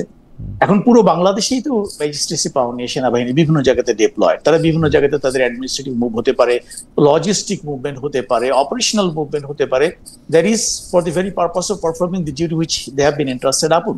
তাদেরকে যে দায়িত্বটা দেওয়া হচ্ছে এটা পালন করার জন্যই তাদেরকে কতগুলো রুটিন মুভমেন্ট করতে হয়। তো মুভমেন্টটা হয়েছে, এই তথ্যটা তো ভুল না, কিন্তু মুভমেন্টের ইন্টারপ্রিটেশনটা কি হয়েছে, দ্যাট ইজ রিয়েলি সিরিয়াস। যখন এই একটা বিনাইন মুভমেন্টকে কেউ একটা অ্যাটেম্পট বলে এটাকে পাবলিসাইজ করার চেষ্টা করে, একটা ফিয়ার মঙ্গারিং এর চেষ্টা করে, জনগণের ভিতরে একটা ভয় ঢোকানোর চেষ্টা করে, আমি মনে করি this is a serious criminal offence. এটা অত্যন্ত বাজে একটা অফেন্স। যারা এই ধরনের কাজগুলো করছেন, হ্যাঁ তথ্য কেউ দিতেই পারে, আপনারাও যেরকম যারা সাংবাদিকতা করেন আপনাদের প্রচুর সোর্স থাকে বাংলাদেশের ভেতরে, তাদের কাছ থেকে আপনারা বিভিন্ন নিউজ ফিডব্যাক পান, বাট আপনি একটা নিউজ পেলেন, বাট নিউজটার যে বিশ্লেষণ, নিউজ অ্যানালিসিস বা ইন্টারপ্রিটেশনটা তো অ্যাবসলিউটলি আপনার উপরে। আপনি এটাকে চেক করবেন, রিচেক করবেন, নাম্বার অফ সোর্স থেকে আপনি কনফার্ম করবেন যে তথ্যটা আপনি পেয়েছেন সেটা সত্যি না মিথ্যে, এটা বানোয়াট কিনা, অ্যান্ড দেন যে তথ্যটা আপনি পেলেন তার পিছনে ব্যাকগ্রাউন্ড ইন্টেনশনটা কি হতে পারে, এটা আপনি একটা অনুমান নির্ভর একটা বক্তব্য দিতে পারেন। কিন্তু সেই বক্তব্যটা এই পর্যায়ে হওয়া উচিত না যেটা পুরো দেশব্যাপী একটা মনে করেন ফিয়ার মঙ্গারিং করবে, লোকজনের ভিতরে একটা ভয় ঢুকিয়ে দেবে। এগুলো তো আমার মনে হয় যে দিস আর ইল ইন্টেনশন, এগুলো তো ভালো কোনো লক্ষ্যে হচ্ছে বলে আমার মনে হয় না। আর যেটা আপনি যুদ্ধের কথা শুরুতেই বলেছেন, দেয়ার আর সাম পিপল যারা সবসময় চাবে আমাদের দেশ, যে আমরা সবসময় একটা ঐক্যের কথা বলে আসছি, আমরা সবসময় চেয়েছি, আমরা এখনো চাই, আপনারা প্রত্যেকেই চান যে আমরা যাতে ঐক্যবদ্ধ ইউনাইটেড থাকি। এই জন্য সরকার ঐক্যমত্য কমিশনও গঠন করেছে। উদ্দেশ্যটা একটাই, আমাদের ভিতরে যখন একটা ডিভিশন তৈরি হবে, আমাদের যে পটেনশিয়াল এনিমি যারাই আছে তারা কিন্তু এটাকে এক্সপ্লয়েট করার চেষ্টা করবে। যখনই কেউ এই ধরনের কোনো রিউমার ছড়ায়, আমার সঙ্গত কারণে আমার মনের ভিতরে একটা প্রশ্ন আসে, হুম দে আর ট্রাইং টু হেল্প? তারা কি আমাদের বিভাজনটাকে বাড়ানোর চেষ্টা করছে? আর দে ট্রাইং টু হেল্প আমাদের যে কি বলে যে শত্রুপক্ষ যারাই হোক দেশের ভেতরে এবং বাইরে, তাদের পরে তারা কাজ করছে কিনা, এই প্রশ্নটা কিন্তু সঙ্গত কারণেই মনের ভিতরে চলে আসে। ডক্টর ইউসুফ, আমি দুইটা বিষয়ে শুধু আপনার একটু কুইক মানে একটু মতামত জানতে চাই। একটা হচ্ছে যে আমরা কিন্তু দেখতে পাচ্ছি যে সেনাপ্রধান রাজনীতি থেকে বা ক্ষমতা থেকে নিজেকে দূরে রাখবেন এরকম একটা প্রতিশ্রুতি দিচ্ছেন, কিন্তু ঘটনা হচ্ছে তিনি কি রাজনীতি থেকে আসলে দূরে থাকতেছেন? তিনি বিভিন্ন রাজনৈতিক দলের সাথে কথা বলতেছেন, রাজনৈতিক দলের মুখপাত্রদের সাথে কথা বলতেছেন, তিনি মানে একটা কথা আছে না, অধিকার ছাড়িয়া দিয়া অধিকার রাখার মতো বিড়ম্বনা, এরকম একটা ইয়ার মধ্যে তো তিনি যুক্ত থাকতেছেন আসলে। মানে এইটা কেন, মানে আমরা কেন ডিজিএফআই কেও ইন্টারেস্ট নিতে দেখতেছি এই রাজনীতি নিয়ে? ওনারা তো ক্ষমতায় থাকবেন না, ডিজিএফআই এর কেন পলিটিক্যাল ইন্টারেস্ট নিতে হবে বা নিতে হচ্ছে কিনা? ডক্টর ইউসুফ। ওকে ফাইন, আপনার যে প্রশ্নটা হচ্ছে যে আপনি যেটা বললেন যে ক্ষমতা ছাড়িয়ে দিয়া তা অধিকার ধরে রাখার চেষ্টা করাটা, আচ্ছা চমৎকার একটা কথা বলেছেন। এখন প্রশ্নটা হচ্ছে যে পলিটিক্স বলতে আমরা আসলে মানে যেটা বোঝা যায় পলিটিক্স, এটা আমি আমার একটা বক্তব্যে অতীতেও বলেছি যে রাষ্ট্রের যে 4টা মৌলিক যে মানে এগুলো আছে, স্তম্ভ আছে, মানে ক্ষমতার স্তম্ভ, যেটা diplomacy, information, military and economy বলা হয়ে থাকে, this are the core instruments of national power. এই 4টা স্তম্ভের উপর কিন্তু একটা ন্যাশনাল পাওয়ার ডিপেন্ড করে। তো এই পাওয়ার গুলো তো very well political elements in a say. আমি পলিটিক্স বলতে চাই যে war is an extension of politics. যখন আমার কোন একটা দেশের সঙ্গে কোন একটা সমস্যা হচ্ছে, সেটা ভেতরে হোক বাইরে হোক, যখন সেটা পলিটিক্যাল প্রসেসে সেটেল করা না যায়, যখন ডিপ্লোম্যাটিক প্রসেসে সেটেল করা না যায়, তখন বাধ্য হয়ে সরকার তখন তার মিলিটারি টুলটাকে ইউজ করে। That means the military as an instrument of national power, they have to be fully aware of the political development within and outside of the country. So there is no harm in being politically aware. কিন্তু আপনি যেটা বলতে যাচ্ছেন বা যেটা অবশ্যই আপত্তিকর যে whether he is involved in a party politics, that's very important.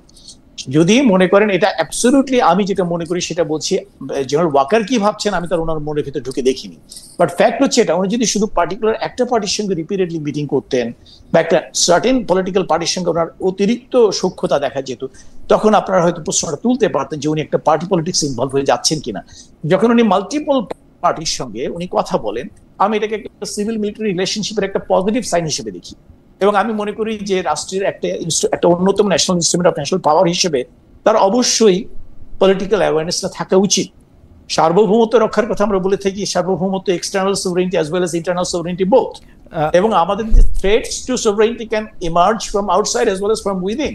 So এদিক থেকে যদি উনি একটা পলিটিক্যাল অ্যাওয়ারনেসের জন্য if he maintains communication with all the political parties, কোন একটা নির্দিষ্ট পলিটিক্যাল পার্টির প্রতি বায়াস না হয়ে, আমি এর ভিতরে মন্দ কিছু দেখি না। আমি মনে করি বরঞ্চ একজন সেনাপ্রধানের এই অ্যাওয়ারনেসটুকু থাকা উচিত, কমিউনিকেশনটুকু তার মেনটেন করাই উচিত। আপনি দুইটা জিনিস বলতেছেন, আপনি বলতেছেন যে অ্যাওয়ারনেসও থাকা উচিত, কমিউনিকেশনও মেনটেন করা উচিত। অ্যাওয়ারনেসও থাকবে, আমরা যে কোনো লোকই আমাদের একটা পলিটিক্যাল অ্যাওয়ারনেস থাকবে, কিন্তু আপনি বলতেছেন যে পোশাকে থেকে সেনানিবাসে থেকে ওনার একটা পলিটিক্যাল কমিউনিকেশনও বজায় রাখা উচিত। এখন কমিউনিকেশনের ক্ষেত্রে, আমি কমিউনিকেশনের ছাত্র হিসেবে বুঝি ডক্টর ইউসুফ, কমিউনিকেশনের ক্ষেত্রে কিন্তু পিক অ্যান্ড চুজ থাকে। কমিউনিকেশনের ক্ষেত্রে কিন্তু আপনি কার সাথে কীরকম কমিউনিকেশন করবেন আপনার একটা বায়াসও থাকে। এর চেয়ে সবচেয়ে ভালো হচ্ছে যে আমরা সবসময় দেখি যারা আসলে, যেমন ধরেন তাহলে তো বিচারকদেরও কি বাংলাদেশের রাজনৈতিক অবস্থা বোঝার জন্য তাদেরকে একটা কমিউনিকেশন মেনটেন করা উচিত। যিনি রাজস্ব বোর্ডের চেয়ারম্যান আছেন তারও কি একটা কমিউনিকেশন মেনটেন করা উচিত। যিনি দুদকে আছেন তারও কি করা উচিত। মানে আপনি কিভাবে এইটার সীমারেখাটা কিভাবে টানবেন যে একটা আর্মি জেনারেল উনি কেন উনার অফিস ব্যবহার করে পলিটিক্যাল পার্টিগুলির সাথে কথা বলবেন, সবগুলির সাথে কথা বললো, ধরলাম তার বায়াস নাই, মানে কেন বলবেন এটা? রাইট, আপনি যেটা বলেন রাজস্ব বোর্ডের চেয়ারম্যান কিংবা একজন বিচারক, উনি যে কোনো দায়িত্বের লোক, আমরা সাংবাদিকরা ছাড়া কারোই তো সব পার্টির সাথে কথা বলা উচিত না। না, এখানে একটুখানি আমার মনে হয় যে একটু বোঝার ব্যাপার আছে। আমি যেটা বললাম যে ইনস্ট্রুমেন্টস অফ ন্যাশনাল পাওয়ার, একটা জাতির সার্বভৌমত্ব স্বাধীনতা ধরে রাখার জন্য যে চারটে এলিমেন্টস এর কথা আমি বললাম, জি, এর ভেতরে এখন অনেকে আবার ইয়েটাকে ইনক্লুড করছে, যে আপনার মিডিয়াটাকে ইনক্লুড করছে, বাট বেসিক্যালি অ্যাকচুয়ালি মিডিয়াটাই হচ্ছে আপনার ইনফরমেশন ডাইন বলা হয়, যেটা diplomacy, information, military and economics. এই চারটা ইনস্ট্রুমেন্ট অফ ন্যাশনাল পাওয়ারকে যারা লিড করে তাদের তো অবশ্যই একটা সিনার্জিস্টিক ওয়েতে যাতে ন্যাশনাল পাওয়ারটা সুসংহত হয় এটাকে ইনশিওর করার জন্য তাদের mutual sort of talk, communication তো থাকাটাই বাঞ্ছনীয় বলে আমি মনে করি। আমি আবারও বলছি, war is an extension of politics. একজন সেনাপ্রধান যদি দেশের আভ্যন্তরীণ এবং বাইরের যে political development, geo political realities, emerging realities গুলো সম্পর্কে যদি উনি না জানেন বা কমিউনিকেশনে না থাকেন, it becomes very difficult for him to lead his troops in the war. So আমি ব্যক্তিগতভাবে মনে করি there is no harm in it if he continues communication with all the parties instead of just being biased towards one.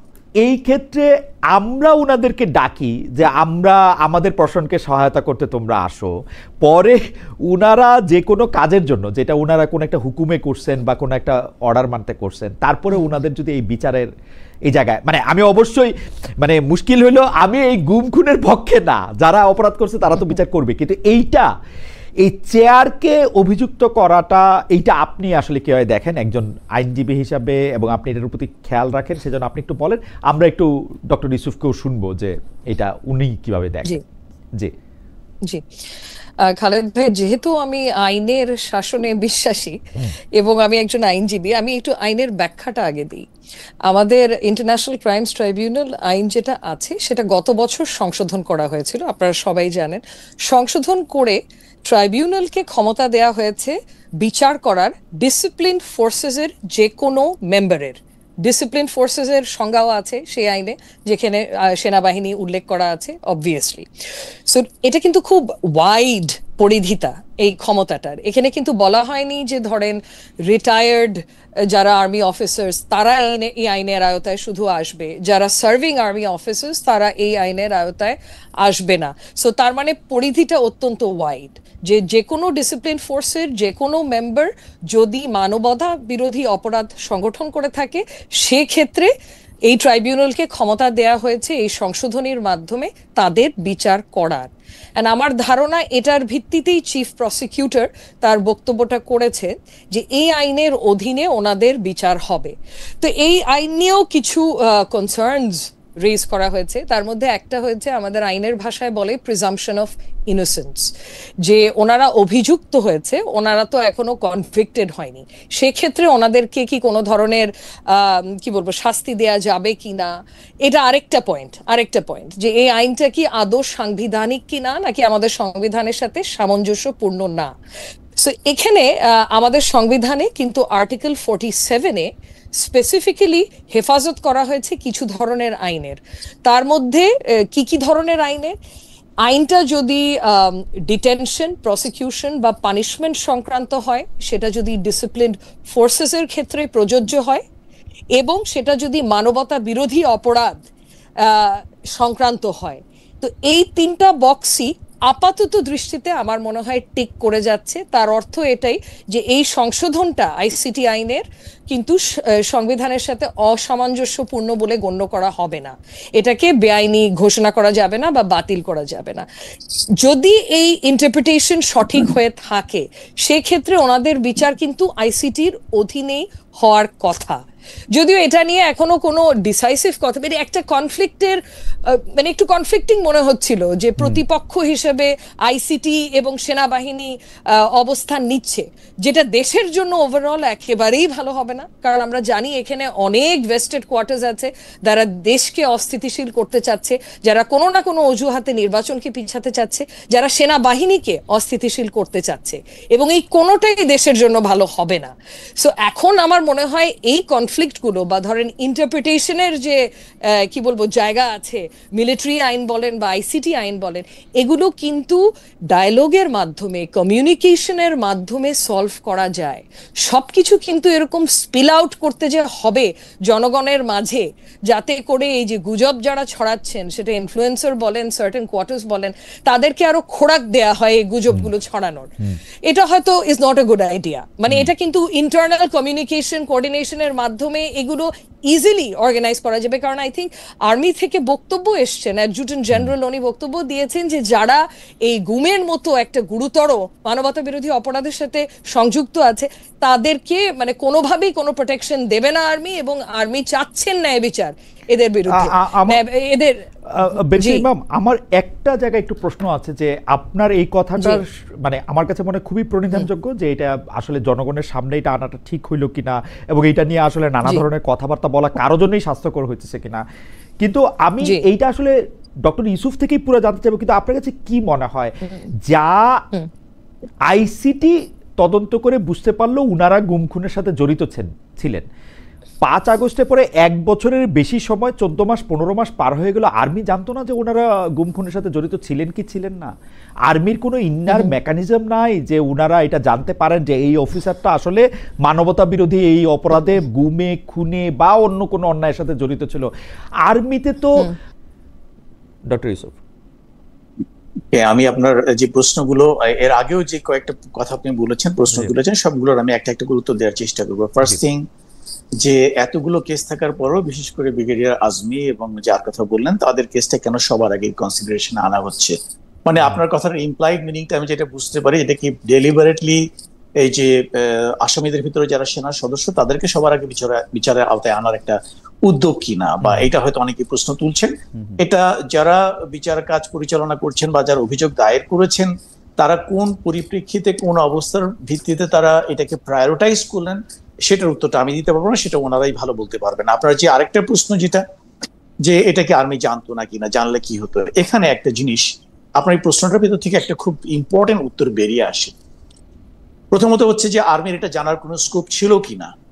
Army ইন্টেলিজেন্সের থ্রুতে অনেক কিছুই জানতে পারে, বাট ইন্টেলিজেন্সের থ্রুতে আপনি যে জিনিসটা জানেন সেটাকে কিন্তু কোথাও এভিডেন্স হিসেবে ব্যবহার করা যায় না।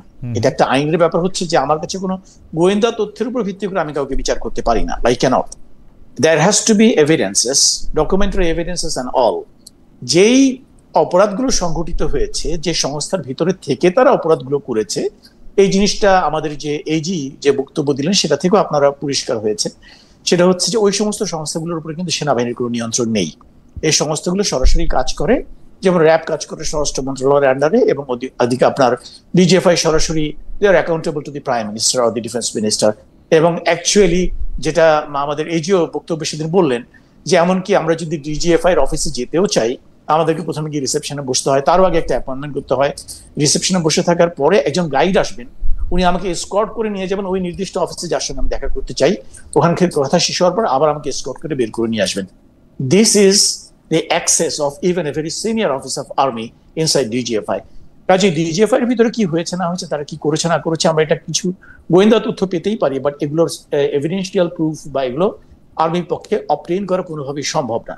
দ্বিতীয় যে জিনিসটা আপনি বললেন যে আর্মি এতদিন পরে কেন মনে হলো যে তাদেরকে শাস্তি দেওয়া উচিত বা তাদের একটা এলিগেশন আছে, এই প্রসঙ্গে একটা জিনিস কি, যদি আর্মি হালকা কোনো এভিডেন্সের উপর ভিত্তি করে তাদেরকে গুম কিংবা অপহরণ এগুলোর ব্যাপারে আপনার মনে করেন যে ফোর্স কি বলে এনফোর্স ডিসঅ্যাপিয়ারেন্স যেটাকে বলা হয়, এইটার ব্যাপারে সরাসরি কোনো আর্টিকেল বা কোনো সেকশন সেনা আইনে নাই, এটা ঠিক, বাট সেনা আইনের সেকশন 59 যেটা, সেটার মাধ্যমে কিন্তু আপনি যে কোনো সিভিল অফেন্সের বিচার করতে পারেন। ওই সিভিল অফেন্সের ওই সার্টেন ওই লয়ের রেফারেন্স আপনি করতে পারেন। সে ফর এক্সাম্পল এনফোর্স ডিসঅ্যাপিয়ারেন্সের উপরে যে আইসিটি অ্যাক্টের যে সুনির্দিষ্ট যে ধারাটি আছে, আমাদের সেনা আইনের 59 সেকশন 59 আমাকে অ্যালাউ করে ওই ধারার রেফারেন্স দিয়ে তাকে দোষী সাব্যস্ত করা, এবং ওই ধারা তার জন্য যে শাস্তি বরাদ্দ রেখেছে সেই শাস্তি যদি এমনকি মৃত্যুদণ্ড পর্যন্ত হয় সেটা দেওয়ার প্রভিশনও কিন্তু সেকশন 59 এর মাধ্যমে আছে।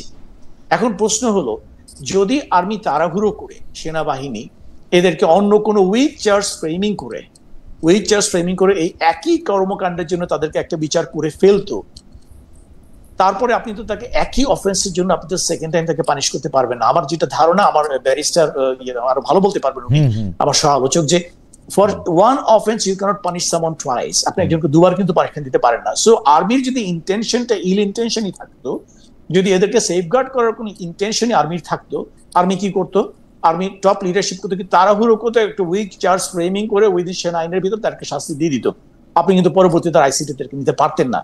এটা মানবাধিকার বিশ্বের কোনোখানে এটাকে অ্যালাউ করবে না যে for one offence you punish someone twice, কিন্তু আর্মি সেটা করে নাই, বিকজ এখানেই হচ্ছে আর্মি ট্রান্সপারেন্সি।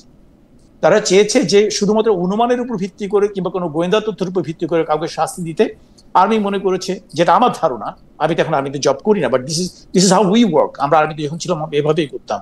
কারণ আইনের কাজ কিন্তু একটা অপরাধীকে শাস্তি দেওয়া, এবং এটা আপনারাও জানেন, যদি প্রয়োজন হয় 10 জন নিরপরাধ ব্যক্তিকে বাঁচানোর জন্য একজন অপরাধী ব্যক্তিকে যদি ছেড়ে দিতে হয়, that is even better.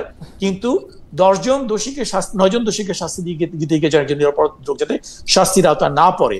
So আমাকে তো যাকে আমি আসামি বলছি বা যাকে আমি অভিযুক্ত করছি তার হিউম্যান রাইটসটাও তো আমাকে দেখতে হবে। সো আমি যেন কোনো প্রকারে একটা উইক চার্জ ফ্রেমিং করে যদি আমি তাকে একটা শাস্তি দিয়ে দেই, তখন আমার এই শাস্তি দেওয়াটার পেছনের নেপথ্যের উদ্দেশ্যটাই কিন্তু প্রশ্নবিদ্ধ হবে। সো আই থিঙ্ক আর্মি অত্যন্ত যৌক্তিক কাজ করেছে, যেটা যেই অন্যায়গুলো বা অপরাধগুলো সংঘটিত হয়েছে তাদের নিয়ন্ত্রণের বাইরে থেকে অন্য কোনো সংস্থাতে থেকে, সেটার উপরে কিছু ইন্টেলিজেন্স ইনফরমেশন কিংবা অনুমান নির্ভর কিছু এর উপর ভিত্তি করে তারা উইক চার্জ ফ্রেমিং করে তাদেরকে লঘু শাস্তি দেওয়ার যে উদ্যোগ নেয়নি, আমি এটাকে সাধুবাদ জানাই। এটা কিন্তু আইনের প্রতি এবং বিচার ব্যবস্থার প্রতি আমি মনে করি সেনাবাহিনীর একটা শ্রদ্ধারই বহিঃপ্রকাশ। নেক্সট যে বিষয়টা আসছে, আমি কি মাঝখানে একটা প্রশ্ন শুধু করতে পারি ডক্টর ইউসুফ? সেইটা হচ্ছে যে আমি শুধু বোঝার জন্য একটা নাম বলতেছি। ধরেন এনটিএমসির দায়িত্বে যিনি ছিলেন, national telecommunication monitoring commission council committee কি জানি না, ওই এনটিএমসির দায়িত্বে যিনি ছিলেন মেজর জেনারেল জিয়াউল আহসান, আমরা কিন্তু 5 আগস্টের পরে দেখলাম মেজর জেনারেল জিয়াউল হাসানের বিরুদ্ধে একটা মামলা করা হয়েছে, তাকে আদালতে নিয়ে যাওয়া হয়েছে। এই যে 30 জন সার্ভিং এবং রিটায়ার্ড অফিসার আছেন, তাদের অপরাধ বা তাদের বিরুদ্ধে অভিযোগ এই জিয়াউল হাসান থেকে কিভাবে আলাদা, বা আরও যারা আর্মি অফিসার আছেন, আমার এই মুহূর্তে নাম মনে করতেছে না সেজন্য আমি বলতেছি না, যারা মানে যারা চাকরি চলে গেছে বা যাদের বিরুদ্ধে মামলা হয়েছে, যারা জেলখানায় আছেন, যারা আটক আছেন, এদের সাথে এই সার্ভিং অফিসারদের অপরাধ আপনি আলাদা কেমনে করছেন? মানে কেন জেনারেল জিয়াউল হাসান শুরু থেকেই কারাগারে আছেন, কেন জেনারেল কবির আহমেদ এতদিন আবার চাকরিতেও ছিলেন, মানে এটার হিসাবটা কি আসলে? উত্তরটা তো আপনিই দিয়ে ফেলেছেন, কারণ জিয়াউল হাসানের এগেইনস্টে মামলা হয়েছিল, এদের এগেইনস্টে মামলাটা এখন হলো, এদের এগেইনস্টে চার্জ গঠনটা এখন হলো। এতদিন এদের এগেইনস্টে কোনো চার্জ গঠন হয়নি, এদের নামে কোনো মামলা হয়নি। সো কারণ নামে যখন কোনো মামলা না হয়, আমি কিভাবে তাকে আইনের হাতে সুপর্দ করবো? সেনাবাহিনীর হাতে তো মানে মামলা ছাড়াও আরো অনেক সেনা কর্মকর্তাকে চাকরি বাধ্যতামূলক অবসর, রিটায়ারমেন্টে বা বরখাস্ত করা বা সেনা আইনে শাস্তি দেওয়া হয়েছে কিনা, আমি কিন্তু জানি যে হয়েছে, আরো ৫ আগস্টের পরে আরো বেশি। তো তাদের সাথে ইনারা কিভাবে ডিফারেন্ট? রাইট, এখন সেনা আইনে যখন কারো এগেইনস্টে আপনি কাউকে যখন শাস্তি দিতে চান, তার এগেইনস্টে একটা চার্জ গঠন করতে হয়। তো চার্জ গঠন করার জন্য যে আপনার এভিডেন্স গুলো বা যে সমস্ত কি বলা যায় এটাকে, এভিডেন্স, এটা বাংলায় কি মনে পড়ছে না, যে এভিডেন্স গুলো প্রয়োজন, সেই এভিডেন্স গুলো যখন সেনা কর্তৃপক্ষ কাছে থাকে, তখন তার একটা কংক্রিট চার্জ গঠন করে তাদেরকে আইনের আওতায় এনে কোর্ট মার্শালের মাধ্যমে, বা সামারি কোর্ট মার্শাল হতে পারে, field general court martial, different types of court martials are there. তো এখন অভিযোগ করার মতো যখন পর্যাপ্ত এভিডেন্স তাদের হাতে থাকে অভিযোগ গঠন করার জন্য, তখন তাদের এগেইনস্ট অভিযোগ গঠন করা হয়েছে, তাদেরকে শাস্তি দেওয়া হয়েছে। This is my way of understanding, because যখন এই ঘটনাগুলো ঘটেছে, আমি কিন্তু অলরেডি সেনাবাহিনীর বাইরে, আমি আজকে 3 বছর হলো রিটায়ার করেছি। বাট আমি যেটা বুঝি যে আপনি যখন চার্জ গঠন করার মতো এভিডেন্স পাবেন, তখন চার্জ গঠন করে সেনা আইনের ওই সংশ্লিষ্ট সেকশনে গিয়ে ওই ধারা বলে আপনি তাকে শাস্তি দিতে পারেন। দ্যাট কুড বি তাকে চাকরি থেকে বহিষ্কার করা, বা তার এটাকে কি বলে, তার ফোর্সিবল রিটায়ারমেন্টে পাঠানো। কিন্তু যখন আপনার কাছে এভিডেন্সটা না থাকে চার্জ গঠন করার মতো, যেমন আমি আবারও বলছি, চার্জ গঠন করতে পারবেন কখন? যখন সেনা পরিধির ভিতরে থেকে সে কোন একটা অন্যায় করেছে, যেখানে তার একাধিক আমি উইটনেস সংগ্রহ করতে পারতেছি, বা কেউ স্বপ্রণোদিত হয়ে এটাকে কমপ্লেইন করলো। পিক এন্ড চুজ নাই তো, বা জনতুষ্টিমূলক উনার বিরুদ্ধে বেশি ভয়েস রেজ করা হয়েছে, সেজন্য উনাকে আমরা, মানে ব্যাপারটা এরকম না তো। মানে আর্মি এখানে, আপনার কাছে কি মনে হয়? আমার কাছে কিন্তু মনে হয় যে এখানে পিক এন্ড চুজের সুযোগ থাকতেছে, এবং মানে জনতা যার বিরুদ্ধে বেশি কথা বলছে তাদের সন্তুষ্ট করার জন্য এইটা একটা হইছে। এরকম হইতে পারে কিনা, মানে আমার মত কত কেমন হইলো যে মানে অনেকে এরকম বলতে পারে কিনা? আবারও বলছি, এই ধরনের স্পেকুলেটিভ বা অনুমান নির্ভর কোনো বক্তব্য দেওয়াটা আমি মনে করি যে এটা যারা গুজব ছড়ায় তারা এটা পছন্দ করে। বাট আমি কিন্তু ফ্যাক্টস এর বাইরে আমি কোনো কথা বলতে রাজি না। আমি কেন এটাকে অনুমান করবো যে তেমন কোনো পিক বা চুজের কোনো একটা অ্যাফেক্ট ওখানে ছিল কিনা, I do not know that, I do not know. But আমি মনে করি যে এই ধরনের অনুমান নির্ভর কথা না বলাটাই ভালো। এতে করে অহেতুক কতগুলো সন্দেহ তৈরি করা হয়, অহেতুক কতগুলো এলিয়েনেশন তৈরি করা হয়, মানে এটা তো it's not right. Okay, thank you. আপনি কি আরেকটা প্রসঙ্গ শেষ করতে চাইছিলেন? আমি একটু মাঝখান থেকে আপনার কি আর কিছু বলার ছিল? যে ওই রাইট যেটা হচ্ছে, যেটা মানে আমাদের চারপাশে যে রিউমারটা ছড়ানো হচ্ছে যে ওয়েদার আর্মি এদেরকে সেফগার্ড দেওয়ার বা প্রোটেকশন দেওয়ার কোনো চেষ্টা করছে কিনা, কেন আইসিটিতে তাদেরকে এখনো সুপর্দ করা হয়নি, ওয়েদার দি আর্মি হায়ারার্কি এদেরকে প্রোটেকশন দেওয়ার চেষ্টা করছে কিনা, এই বিষয়টা আমি একটু পরিষ্কার করা প্রয়োজন মনে করছি। প্রথমত হচ্ছে যে এই ব্যাপারে কোনো রকমের সন্দেহের অবকাশ নেই যে 25 জনকে এই দুটো মামলার আওতায় যাদেরকে ইনিশিয়ালি অভিযুক্ত করা হয়েছে, তাদের বিচার আইসিটির আন্ডারেই হতে হবে। কোর্ট মার্শালের মাধ্যমে এদের বিচার হওয়ার কোনো সুযোগ নাই। This is crystal clear. এটা নিয়ে আমার সহ আলোচক যিনি আছেন উনি আরো ভালো করে হয়তো বলতে পারবেন। এখানে রেট্রোস্পেক্টিভ ইফেক্ট বলে যে কথাটা বলা হয়, যেমন আমাদের সেনা আইনে কিন্তু মানে যখন একটা আইন মানে প্রণয়ন করা হয়, সে আইনের আগে ঘটে যাওয়া কোনো ঘটনার জন্য কিন্তু এই আইনের মাধ্যমে বিচার করা যায় না। কিন্তু একমাত্র আইসিটিতেই কিন্তু আইসিটি একটা সুযোগটা রয়েছে রেট্রোস্পেক্টিভ ইয়েতে, আপনি যে আজকে আইনটা প্রণয়ন করা হলো, কিন্তু যে অপরাধের কথা আইনে বলা হলো সে অপরাধটা সংঘটিত হয়েছে আজ থেকে 20 বছর আগে, কিন্তু সেই বিচার অপরাধের জন্য কিন্তু আইসিটির আন্ডারে আপনি কিন্তু তার বিচার করতে পারবেন, কিন্তু সেনা আইনের আন্ডারে আপনি চেষ্টা করতে পারবেন না, বিকজ সেনা আইন যেদিন থেকে তৈরি হয় তার আগের কোনো অপরাধ সংঘটিত হলে সেটা ওই আইনের আওতায় বিচার করা যায় না। সো আমরা যদি সুবিচার প্রত্যাশা করি, অবশ্যই আমরা করি, সেই ক্ষেত্রে এই ব্যাপারে কোনো রকমের সন্দেহের অবকাশ নেই যে যাদেরকে সেনাবাহিনীর সদস্য যাদেরকে এখন ইয়ে করা হয়েছে, কনফাইন করে রাখা হয়েছে বা যাদেরকে অ্যাটাচ করে রাখা হয়েছে, আলটিমেটলি তাদের বিচারটা আইসিটিতেই হবে। এটা কোনো সামরিক আদালতে এটা বিচার হওয়ার কোনো সুযোগ নাই। এবং আমি দৃঢ়ভাবে বিশ্বাস করি যে সেনাবাহিনীর যে লিডারশিপ তারা ওই ধরনের কোনো কিছু চিন্তা ভাবনা করছে না। যেগুলো এটা নিয়ে আমার সবচেয়ে বড় কষ্টটা হচ্ছে এটাই, এই যে কতগুলো অনুমান নির্ভর বক্তব্য দিয়ে গুজব ছড়িয়ে যে আননেসেসারিলি একটা সর্ট অফ ফিয়ার মঙ্গারিং করা বা একটা তাপ ছড়ানো, মানে আর্মিকে ডেমোনাইজ করা বা এলিয়েনেট করা, this are something really uncalled for. মানে এটা কিন্তু একেবারেই অপ্রত্যাশিত, এটা ঠিক হচ্ছে না। হ্যাঁ, মনে হচ্ছে যে মানে যেটা ব্যারিস্টার ইমাম কিছুটা বলতেছিলেন যে আইসিটি এবং আর্মিকে মুখোমুখি দাঁড় করানো, সেনা মানুষের প্রশ্নের মুখে আর্মিকে বলা, এইটার একটা জায়গাও আমরা দেখতে পাচ্ছি। কিন্তু আমার মনে হয় এইগুলি যত বেশি আলোচনা, যত বেশি পরিষ্কার করা, সেটা তো হবেই। আমি ডক্টর ইউসুফ, আমি একটু ব্যারিস্টার ইমামের কাছে যেতে চাই অন্য আরেকটা প্রসঙ্গে। সেটা হলো যে আপনি বিচার নিয়ে কথা বলতেছেন, মানবাধিকার নিয়ে কথা বলতেছেন ব্যারিস্টার রাসনা ইমাম, কিন্তু এই সরকারের সময় 21শে আগস্ট গ্রেনেড হামলায় আমরা দেখেছি সবাই খালাস পেয়েছেন। সবশেষ আমরা দেখলাম রাজশাহী বিশ্ববিদ্যালয়ে 15 বছর আগে ছাত্রলীগ কর্মী ফারুক হোসেন হত্যা মামলায় সব আসামিকে বেকসুর খালাস দিয়েছে আদালত। সম্প্রতি পাহাড়ে উত্তেজনা যখন ছিল তখন তরুণদের প্রাণহানি, সেখানে আবার মামলা করতে আগ্রহী না আমরা দেখছি ভুক্তভোগী পরিবারগুলা। এসব ঘটনা নিয়ে কি বলবেন? মানে আওয়ামী লীগ আমলে আমরা দেখেছিলাম যে আমার শিক্ষক আবুল কাশেম মোহাম্মদ ফজলুল হক তিনি বলেছেন যে তিনি আসলে সন্তান হত্যার বিচার চান না ওই সরকারের কাছে, কারণ তিনি চান যে, মানে আপনার মনে থাকবে যে তিনি মনে করেন যে এই সরকারের ক্ষেত্রে তার ছেলে হত্যার বিচার হবে কিনা তিনি তার কোনো ভরসা নাই। এই বিচারহীনতার সংস্কৃতি, এই বিচারে বাইরে যাওয়া, আপনি বলতেছিলেন যে কিছুটা আমরা আগাইছি, কিন্তু আমরা আসলে মানুষের মধ্যে আতঙ্কটা এখনো দেখি কিনা যে বিচার চাইতে গেলে, পাইতে গেলে আমাকে আসলে কি করতে হবে। ব্যারিস্টার রাসনা ইমাম, এবং গত সরকারের সময় হওয়া মামলাগুলিতে সাজা হওয়া লোকগুলির খালাস দেওয়ার যে প্রক্রিয়া, সেই প্রক্রিয়াটা অনেকটাই মানে আওয়ামী লীগের শিখায় যাওয়া প্রক্রিয়াকেই অনুসরণ করা বলে মনে হয় কিনা? বেশ, এই সমস্যাটা হচ্ছে যে আমি বললাম যে নজির খারাপ যখন একবার স্ট্যাবলিশড হয়ে যায়, তারপরে দীর্ঘ সময় ধরে সেটা স্ট্যাবলিশড হয়, ওখান থেকে হুট করে দেশ বা বিচার বিভাগ কোনোটাই বের হতে পারবে না। হ্যাভিং সেড দ্যাট, ধরেন আপনি যে বহুল আলোচিত মামলাগুলোর কথা বললেন, এখানে সমস্যাটা কি যে আমি বিচারক হিসেবে যদি কোনো মামলা বিচার করতে বসি, আমার পরিধিটা কিন্তু লিমিটেড টু আমার সামনে যে কাগজপত্র, এভিডেন্স, আর্গুমেন্টস আছে মোটামুটি সেটা পর্যন্ত।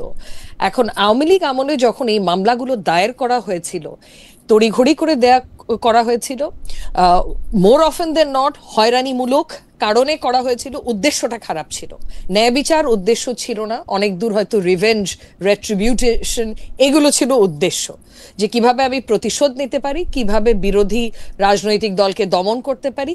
তো এই উদ্দেশ্যে করা এবং তড়িঘড়ি করে করা, হয়তো ঠিক মতো গোছায়নি, সাজায়নি, এভিডেন্স কালেক্ট করাও বদর করেনি, কারণ তখন তো বিচার বিভাগ এক অর্থে বলতে গেলে ওনাদের হাতের মুঠোয়। সো এই পরিবেশে যখন মামলাগুলো করা হয়, তখন ধরেন থিওরিটিক্যালি স্পিকিং এই মামলাগুলোতে যারা অ্যাকুইটাল পেয়েছে তাদের মধ্যে কেউ সত্যিকার অর্থে দোষী ছিল, বা থেকে থাকলেও এই মামলাগুলো যেভাবে দাঁড় করানো হয়েছে ওখানে এত বেশি ফাঁক ফকর থাকবে, তখন হয়তো স্বাধীনভাবে বিচার করতে গেলে একটা আদালত তাদেরকে অ্যাকুইট করতে বা রেহাই দিতে বাধ্য হবে। তো প্রবলেমটা কিন্তু ওখানে। এই কারণেই কিন্তু আমি বারবার বলছি যে এখন আইসিটিতে যে ট্রায়ালস গুলো হচ্ছে এগুলো তড়িঘড়ি করে করা উচিত না, রিভেঞ্জ নেওয়ার কারণে, প্রতিশোধ নেওয়ার কারণে করা উচিত না, এগুলো সময় নিয়ে শক্তভাবে দাঁড় করানো উচিত মামলাগুলোকে, যাতে সরকার চেঞ্জ হলে এগুলো নকডাউন করা যায় না, যেভাবে আমরা দেখছি যে এখন নকডাউন হচ্ছে একটার পর একটা মামলা। এন্ড এখন যদি আপনি ক্যারেক্টারটা দেখেন, এ নিয়ে হয়তো আমার কোনো মন্তব্য করা উচিত হবে না, আমি যেহেতু একজন লাইসেন্সধারী আইনজীবী, বাট তারপরেও আমার বিশ্বাস যে এখন আমাদের স্পেশালি একদম অ্যাপেলেট ডিভিশনের এবং সুপ্রিম কোর্টের যে মোটামুটি ক্যারেক্টারাইজেশন, এখানে কিন্তু মানে আমার মনে হয় স্বাধীনতা নিয়ে কোয়েশ্চেন করার খুব একটা সুযোগ নেই, বিশেষ করে আমাদের আপিল বিভাগের কথা যদি বলি। সো প্রবলেমটা ছিল এই মামলাগুলো যেভাবে দায়ের করা হয়েছিল সেখানে, এবং তারপরে ভুয়া এবং মিথ্যা মামলা যে দায়ের করা হয়নি তাও তো না। এটার তো অ্যাকচুয়ালি একটা চর্চা আমরা এই আমলে, অন্তর্বর্তীকালীন সরকারের আমলেও দেখেছি, ঢালাও ভাবে মিথ্যা মামলা, ভুয়া মামলা, হত্যা মামলা দায়ের করা হয়েছে রাম শাম যদু মধু সবার বিরুদ্ধে। মানে লিটারালি একটা ব্যক্তিগত শত্রুতার কারণে একজনের নাম ঢুকিয়ে দিয়েছে 100 নম্বর আসামি হিসেবে। সো এই চর্চাটা তো আগেও ছিল, ইটস নট যে এই চর্চাটা আগে ছিল না। সো ওভাবে মামলাগুলো দাঁড় করিয়ে যদি থেকে থাকে সেক্ষেত্রে এরকম ঢালাওভাবেই কিন্তু এই অ্যাকুইটেল গুলো আমরা দেখতে থাকবো যে খালাস হয়ে গেছে একটার পর একটা, কারণ মামলাটা তখন লিগালিও নকডাউন করা খুব সহজ হয়ে যায়। থ্যাংক ইউ ইমাম। আমি একটু ডক্টর ইউসুফ আপনার কাছে আসতে চাই যে সেনাবাহিনী ম্যাজিস্ট্রেসি নিয়ে আছে, আইন শৃঙ্খলা রক্ষা করার দায়িত্বর মধ্যে তারা অ্যাক্টিভলি পার্টিসিপেট করতেছে, কিন্তু আপনি আমাদেরকে কীরকম দেখেন যে সেনাবাহিনী যে ম্যাজিস্ট্রেসি পাওয়ার নিয়ে মাঠে আসে, আইন শৃঙ্খলা পরিস্থিতির উপরে কি মানুষের আস্থা ফিরে আসছে? অনেকেই বলতেছেন যে এই সরকারের যদি আইন শৃঙ্খলা নিয়ে তার গ্রিপটা যদি এরকম থাকে তাহলে সে নির্বাচনের জন্যই ফিট না। আপনি আসলে কীরকম দেখেন, মানে সেনাবাহিনীকে আসলে মাঠে যেরকমভাবে থাকার কথা, মানে দুই একজন এরকমও বলতেছেন যে তারা সেরকমভাবে নাই, আসলে তারা এক ধরনের উইথড্রয়াল সিনড্রোমের মধ্যে আছেন, মানে একদম নিতান্ত ঠেকায় না পড়লে কিছু করা না করা ওরকম একটা জায়গায় তারা আসেন। আপনার কাছে কি মনে হয়?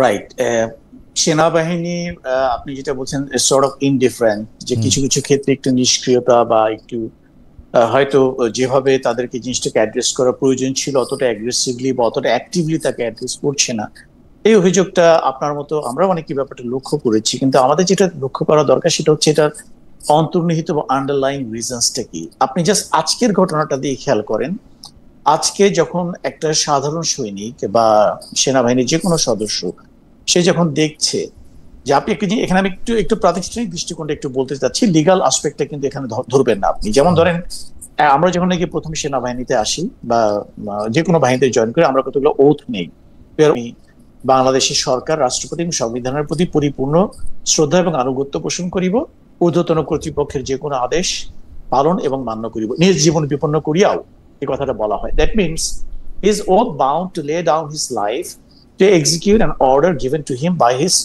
authority, তার উপরে যিনি আছেন। এই যে একটা অত্যন্ত অল্প মূল্যে আপনি সেনাবাহিনীর জীবনটাকে কিনে নিলেন, যে সে তার জীবনটাকেও ত্যাগ করার জন্য পুরোপুরি প্রস্তুত। এখানে তার সেফগার্ডটা কি? তার সেফগার্ড আছে একটাই, সেনা আইন। সে জানে এই সেনা আইনই আমার জবাবদিহিতা, এটাই আমার রক্ষা কবচ।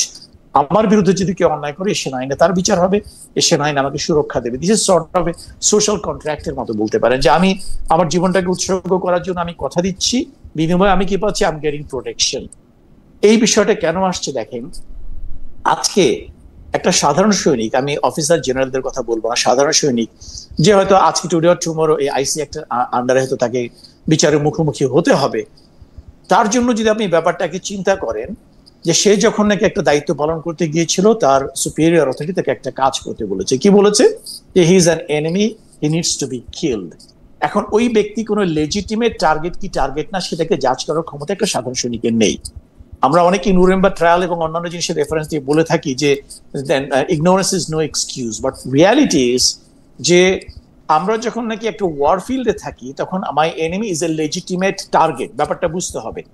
এখন আমি যেটা ওয়ারের কথা বলছিলাম, যখন হাসিনা যখন নাকি ডিক্লেয়ার করে they are fighting a war against the terrorists, আমি ড্রাগের বিরুদ্ধে যুদ্ধ ঘোষণা করছি, সো ক্লাসিক্যালি একাডেমিক সেন্স আমি বলতে পারি that's a war. So he who is recognised as a terrorist, he becomes a legitimate target for the soldier who is on ground. আমি ব্যাপারটা আশা করি বুঝাতে পেরেছি। তো সে কিন্তু তাকে একটা লেজিটিমেট টার্গেট ধরে নিয়েই কিন্তু তার দিকে গুলিটা ছুড়েছে। আমি যদি এটা বলি তাহলে সেই ক্ষেত্রে আজকে যখন তাকে আইসিটি মামলা তাকে অভিযুক্ত করা হচ্ছে, তাকে দোষী সাব্যস্ত করে শাস্তি দেওয়া হচ্ছে, এইটা for the rest of the people in the army, তাদের হবে কি এরপর থেকে তাকে যখনই কোনো আদেশ দেওয়া হবে কোনো একটা কাজ করার জন্য, সেইটার লিগাল ইমপ্লিকেশনস তাকে আগে চিন্তা ভাবনা করার চেষ্টা করবে। যে ছোটকালে আমরা যে কবিতাটা পড়েছি, charge of the light brigade, there is not to reason why, there is but to do or die, মানে you don't ask why, you just do it or you die. মানে এই ধরনের যে একটা প্রফেশনাল আর্মির যে অ্যাটিটিউডটা থাকার কথা, তখন আমাদের প্রত্যেকটা রেজিমেন্ট ইউনিটের ভিতরে প্রচুর লয়ার তৈরি হবে, ওখানে কোনো সোলজার থাকবে না, because everyone will try to interpret the order given to him from the higher up from legal perspective. এই যে একটা ক্ষতি হয়ে যাচ্ছে, এই যে আজকে যে জিনিসটা দেখতে পাচ্ছেন যে অনেক জায়গাতেই যেভাবে অ্যাক্ট করা প্রয়োজন ছিল প্রোঅ্যাক্টিভলি, ওইভাবে অ্যাক্ট করছে না, বিকজ প্রবাবলি তাদের মনের ভিতরে একটা ফিয়ার কাজ করছে, আজকে আমি এই কাজটা করতে গিয়ে পরবর্তীতে আবার কোন আইনে আমাকে ধরে ফেলা হয়, আমাকে আবার জেলে ঢুকিয়ে দেওয়া হয়। So this is probably acting as একটা বার, একটা হিসেবে কাজ করছে এখানে, একটা তাদের সাইকোলজিক্যাল। আমার মনে হয় সাইকোলজিক্যাল একটা ফিয়ার হিসেবে কাজ করছে। আমার মনে হয় যে আপনার এই বক্তব্যের সাথে আমি পুরোপুরি বুঝতেও পারছি এবং আমি আসলে একমত পোষণ করি। আমি ব্যারিস্টার ইমামের কাছে একটু জানতে চাইবো যে ব্যারিস্টার ইমাম, আপনি সেনাবাহিনী ম্যাজিস্ট্রেসি পাওয়ার নিয়ে বাংলাদেশে থাকার পরে আপনি এটাকে কিভাবে দেখেন, এবং আপনি এই সেনাবাহিনী সহ যারা আইন শৃঙ্খলা রক্ষা করতে সাহায্য করতেছেন তাদেরকে ইলেকশনে ফিট মনে করেন কিনা, সামনের ইলেকশনের আইন শৃঙ্খলা রক্ষা করা? জি, ইনফ্যাক্ট এই ব্যাপারে তো খালেদ ভাই আমার একটা মোটামুটি শক্ত অবস্থান আছে। সামনে যে নির্বাচন আছে, এই নির্বাচনে সেনাবাহিনী মানে একেবারে অপরিহার্য। কারণ আমরা দেখেছি যে অন্তর্বর্তীকালীন সরকার কিন্তু আইন শৃঙ্খলার পরিস্থিতিটা পুরোপুরি নিয়ন্ত্রণে আনতে পারেননি, যে কারণে ম্যাজিস্ট্রেসি পাওয়ারটা দেয়া। এবং সেনাবাহিনীর আমি আশা করি যে ম্যাজিস্ট্রেসি পাওয়ারটা কন্টিনিউ করবে আপ আনটিল ইলেকশন, কারণ না হলে আমার মনে হয় না এই সরকার একটা ল অ্যান্ড অর্ডার বজিয়ে রাখতে পারবে নির্বাচনের সময়। সো একেবারে অপরিহার্য, আমার মনে হয় সেনাবাহিনীর ফুল সাপোর্ট আমাদের দরকার হবে। মানে আমাকে যে কথা একটা ভদ্রলোক বারবার বলতেছেন, ওনার নামে এক কনসার্ন সিটিজেন, তিনি বলতেছেন যে জেনারেল ওয়াকার আপনাকে কয়টা প্যাকেট পাঠিয়েছেন খালেদ মহিউদ্দিন, বলার সৎসাহস কি আছে? জি আছে, একটাও না। Thank you.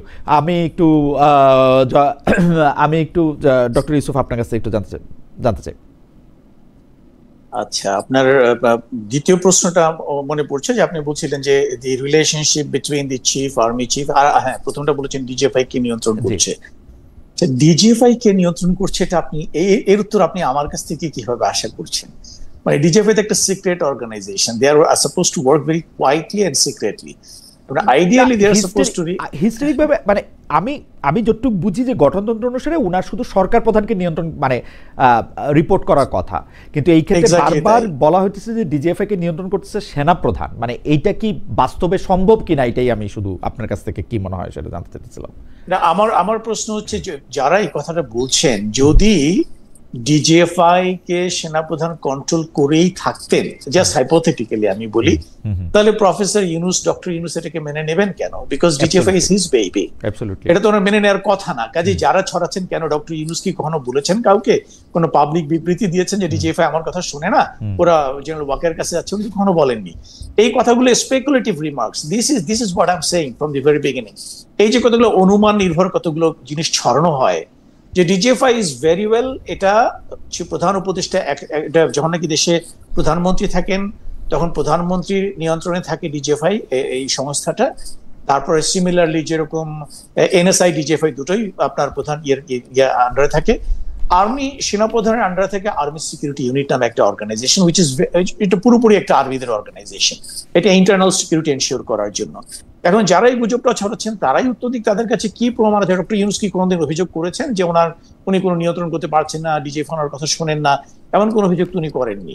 আমরা এই স্পেকুলেটিভ রিমার্কস গুলো কেন করছি? এক নম্বর। 2 নম্বর হচ্ছে যে দূরত্বের কথাটা যেটা বলা হচ্ছে, দুটো যে সেনা লিডারশিপের সঙ্গে আর্মি লিডারশিপের সঙ্গে দেশের পলিটিক্যাল লিডারশিপের বা যে এখন যে অন্তর্বর্তী সরকারের কোনো দূরত্ব আছে কিনা, সত্যি কথা বলতে কি on the face of it আমার তো মনে হয় না কোনো দূরত্ব আছে। যদি ইমপ্লাইড কোনো অ্যাকশন বা কোনো কিছু দেখে মনে হয়, যেমন তার কথার ভিতরে কোনোখানে কারো মনে হয় যে এখানে সমন্বয়হীনতা প্রকাশ পাচ্ছে, তো সমন্বয়হীনতা যেটা হয় আপনার, আমি যেটা মনে করি, ডক্টর ইউনুস বিং দি এই মুহূর্তের রাষ্ট্রের প্রধান ব্যক্তি হিসেবে, সরকার প্রধান হিসেবে, ওনাকে অনেকগুলো পোর্টফোলিও দেখতে হয়, অনেকগুলো। তার ভিতরে ছোট্ট একটা হচ্ছে আপনার মনে করেন প্রতিরক্ষা বা মনে করেন আর্ম ফোর্সেস। তো এখন আমরা সাধারণত যেটা দেখে থাকি, ওনাকে তো প্রত্যেকটা মন্ত্রণালয়, প্রত্যেকটা উপদেষ্টা, প্রত্যেকটা সংস্থাকে ওনাকে সময় দিতে হয়।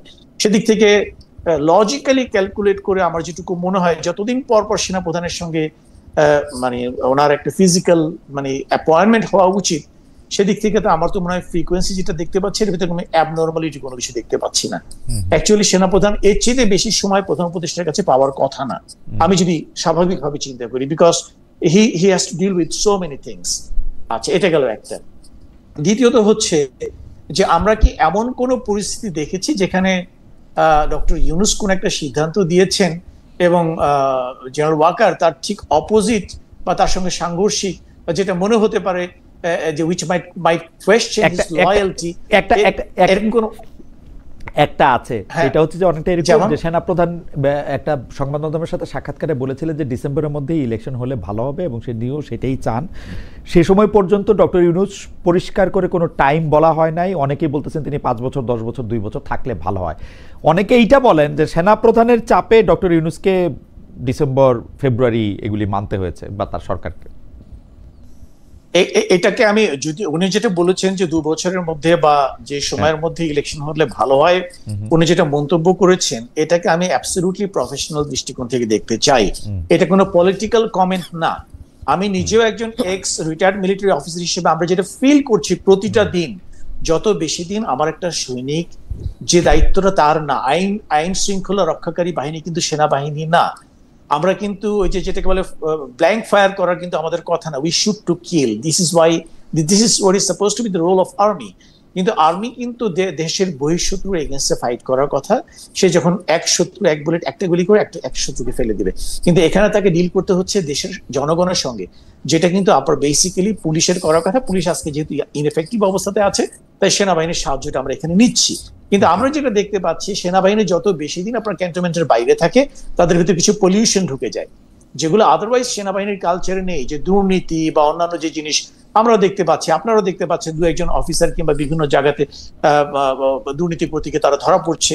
এটা কিন্তু সিনিয়র লিডারশিপের জন্য একটা বিগ কনসার্ন। তারা সবসময় চাইবে যে যত কম এদেরকে বাইরের সোসাইটিতে এক্সপোজ রাখা যায়, ততই আমাদের সেনাবাহিনীর জন্য মঙ্গল। সেই দিক থেকে উনি বলতে পারছেন যে 2 বছরের মধ্যে ইলেকশনটা হয়ে গেলে ভালো হয়, ইন এ সেন্স যে I would like to shorten the time the my people remains exposed to the civil society. That is the purpose. এটা কোনো পলিটিক্যাল রিমেন্স হিসেবে আমি দেখছি না। Is absolutely a professional view. Doctor Yusuf, আপনাকে ধন্যবাদ। আমার শেষ প্রসঙ্গ ব্যারিস্টার রাশনা ম্যামের কাছে, সেটা হচ্ছে যে সম্প্রতি উপদেষ্টাদের সেফ এক্সিট প্রসঙ্গ খুব আলোচনায় আসে। যে সরকার গণ অভ্যুত্থানের ম্যান্ডেট নিয়ে ক্ষমতায় আসছে, তাদের সেফ এক্সিটটা নিয়ে আসলে কথাটা প্রথমে বোধহয় আমার যদ্দূর মনে পড়ে শুরু করেছিলেন ডক্টর দেবপ্রিয় ভট্টাচার্য, যে উপদেষ্টাদের নাকি সেফ এক্সিট নিয়ে ভাবা উচিত। আপনি আসলে এটা কীভাবে দেখেন, মানে সেফ এক্সিটের ইয়াটা কেন আসতেছে? তারা একটা ক্রান্তিকালে ক্ষমতায় আসছিলেন, তারা ছিলেন, তাদের মানে আমরা সবাইকে একটা না একটা সময় পালায় যাব আসলে, বা সেফ এক্সিট খুঁজবো, মানে ঘটনাটা কি আসলে? জি, ঘটনাটা তো সেফ এক্সিট একটা মানুষ কখন খোঁজে? যদি সে ক্ষমতায় থাকাকালীন কোনো অপকর্ম করে থাকে, যদি আইন ভঙ্গ করে থাকে, করাপশনে লিপ্ত হয়ে থাকে, সেই ক্ষেত্রেই সেফ এক্সিট খোঁজে। সো এখন আর সেফ এক্সিট খোঁজার আরেকটা কারণ হচ্ছে এই যে আমাদের এখানে রেজিম চেঞ্জ হলে তো আমরা দেখছি কি হচ্ছে, যে অন্তর্বর্তীকালীন সরকার, যেটা রাজনৈতিক সরকারও না, তারা থাকাকালীনও তো ওই যে প্রতিহিংসামূলক কাজকর্ম আমরা দেখেছি, যে মিথ্যা মামলা, ভুয়া মামলা, ঝড় তুলে ফেলেছে, এই ধরনের জিনিস। সো এই কারণেই হয়তো সেফ এক্সিটের কনসেপ্টটা আমাদের মতো একটা দেশে প্রযোজ্য, যে প্রথমত কিন্তু আইডিয়ালি যদি অপকর্ম করে থাকে তাহলে হয়তো ন্যায় বিচারের সম্মুখীন সে হতে চায় না, তখন সে সেফ এক্সিট খুঁজবে। এখন ওনারা আদৌ কেউ কোনো অপকর্ম করেছে কিনা সেই তথ্য তো আমার কাছে নেই, বাট আমার ধারণা এই কনটেক্সটেই কথাটা উঠেছে যে যদি করে থাকে তাহলে সেফ এক্সিট, কারণ নির্বাচন যদি হয় এবং সরকার পরিবর্তন যখন হবে তখন এদের বিরুদ্ধে অ্যাকশন নেওয়া হবে না। মানে আমি কোন শব্দটার দিকে একটু জোর দিতে চাচ্ছিলাম ম্যাম, মানে সেফ, মানে আমি যদি অপকর্ম করছি কি করি নাই সেটা তো বাংলাদেশের আদালত বিচার করবে, নাকি আমি একটা মবের মধ্যে পড়বো, যেটা আপনি প্রথমে শুরু করছিলেন যে আসলে এই মানে আইন হাতে তুলে নেওয়ার যে প্রক্রিয়া। কারণ হচ্ছে যে সেফ এক্সিট আমি অপকর্ম না করলেও আমার দরকার হইতে পারে, কারণ আপনি যদি আমার নামে একটা অপবাদ দিতেই থাকেন তখন তো আমি আসলে মানে এইটা আপনি কিভাবে দেখেন যে মানে আমরা একটা আইন বা মানে আপনি যে দিকটা, আপনি আরেক দিকটা দেখছেন, আরেকটা হচ্ছে যে না আমি অপকর্ম করিনি, আমার যা করার কথা আমি আমার দায়িত্ব সৎভাবে পালন করেছি, সংবিধান মেনে আইন মেনে করেছি, কিন্তু এই প্রসেসে আমি অনেককে খেপিয়েছি, যারা যদি নির্বাচন হলে তারা যদি ক্ষমতায় আসে তারা আমার বিরুদ্ধে তখন অ্যাকশন নেবে। হ্যাঁ হ্যাঁ, তো এটা আরেকভাবে দেখা যায়। এখন এই উদ্দেশ্যে বা এই প্রেক্ষাপটে তো কমেন্টটা করেনি আমি যতদূর জানি, মানে এই কমেন্টটা মিডিয়াতে যেভাবে ছড়িয়েছে যে ওনারা অপকর্ম করেছে এজন্য ওনারা ভাগবেন যদি সরকার চেঞ্জ, মানে নিজেরা নিজেদেরকে শাস্তি দিয়ে নির্বাচনে চলে যাবেন, আখের গুটিয়ে নিচ্ছেন বাইরে। আশা করি তা হবে না, আশা করি এরকম কিছু বের হবে না এই সরকার যখন চলে যাবে। আমরাও এরকম আশা করতে চাই। যাই হোক, শেষ করার আগে আমি একটা কথা বলি। আমার বন্ধুদের মধ্যে একজন লিখেছেন যে আপনি শুধু আপনার নামে যেগুলি সমালোচনা করা হয় সেগুলি কেন পড়েন, অনেকে তো প্রশংসাও করে। হ্যাঁ ঠিক, অনেকে প্রশংসাও করে, কিন্তু আমি সমালোচনাগুলি বা প্রশ্নগুলি একটু পড়তেই চাই আলাদা করে। যারা সব প্রশ্ন করেন তারা তো করেনি। অনেক ধন্যবাদ। আজকে আমরা অনেকগুলি বিষয় নিয়ে ডক্টর আব্দুল্লাহ আল ইউসুফের কাছে থেকেও জানতে পারলাম। তিনি সরাসরি আসলে অনেকগুলি কথাই বলেছেন, তার মতামত দিয়েছেন। ব্যারিস্টার রাসনা ইমাম আজকে আইনগতভাবে ব্যাখ্যা করে বিশ্লেষণ করে দেখিয়েছেন যে কোনটা নিয়ে তিনি কি মনে করেন, অর্থাৎ এই সামরিক বাহিনীর লোকদের কোথায় বিচার হওয়া উচিত এবং আইন এবং বিচার আমরা এখন কোথায় দাঁড়িয়েছি সেটিও আপনাদের দুজনের মাধ্যমে আমরা অনেক সুন্দর করে জানতে পারলাম। সেজন্য আপনাদের দুজনকে অনেক অনেক অনেক ধন্যবাদ। আজকে অনুষ্ঠান এখানেই শেষ করি। ধন্যবাদ। ধন্যবাদ।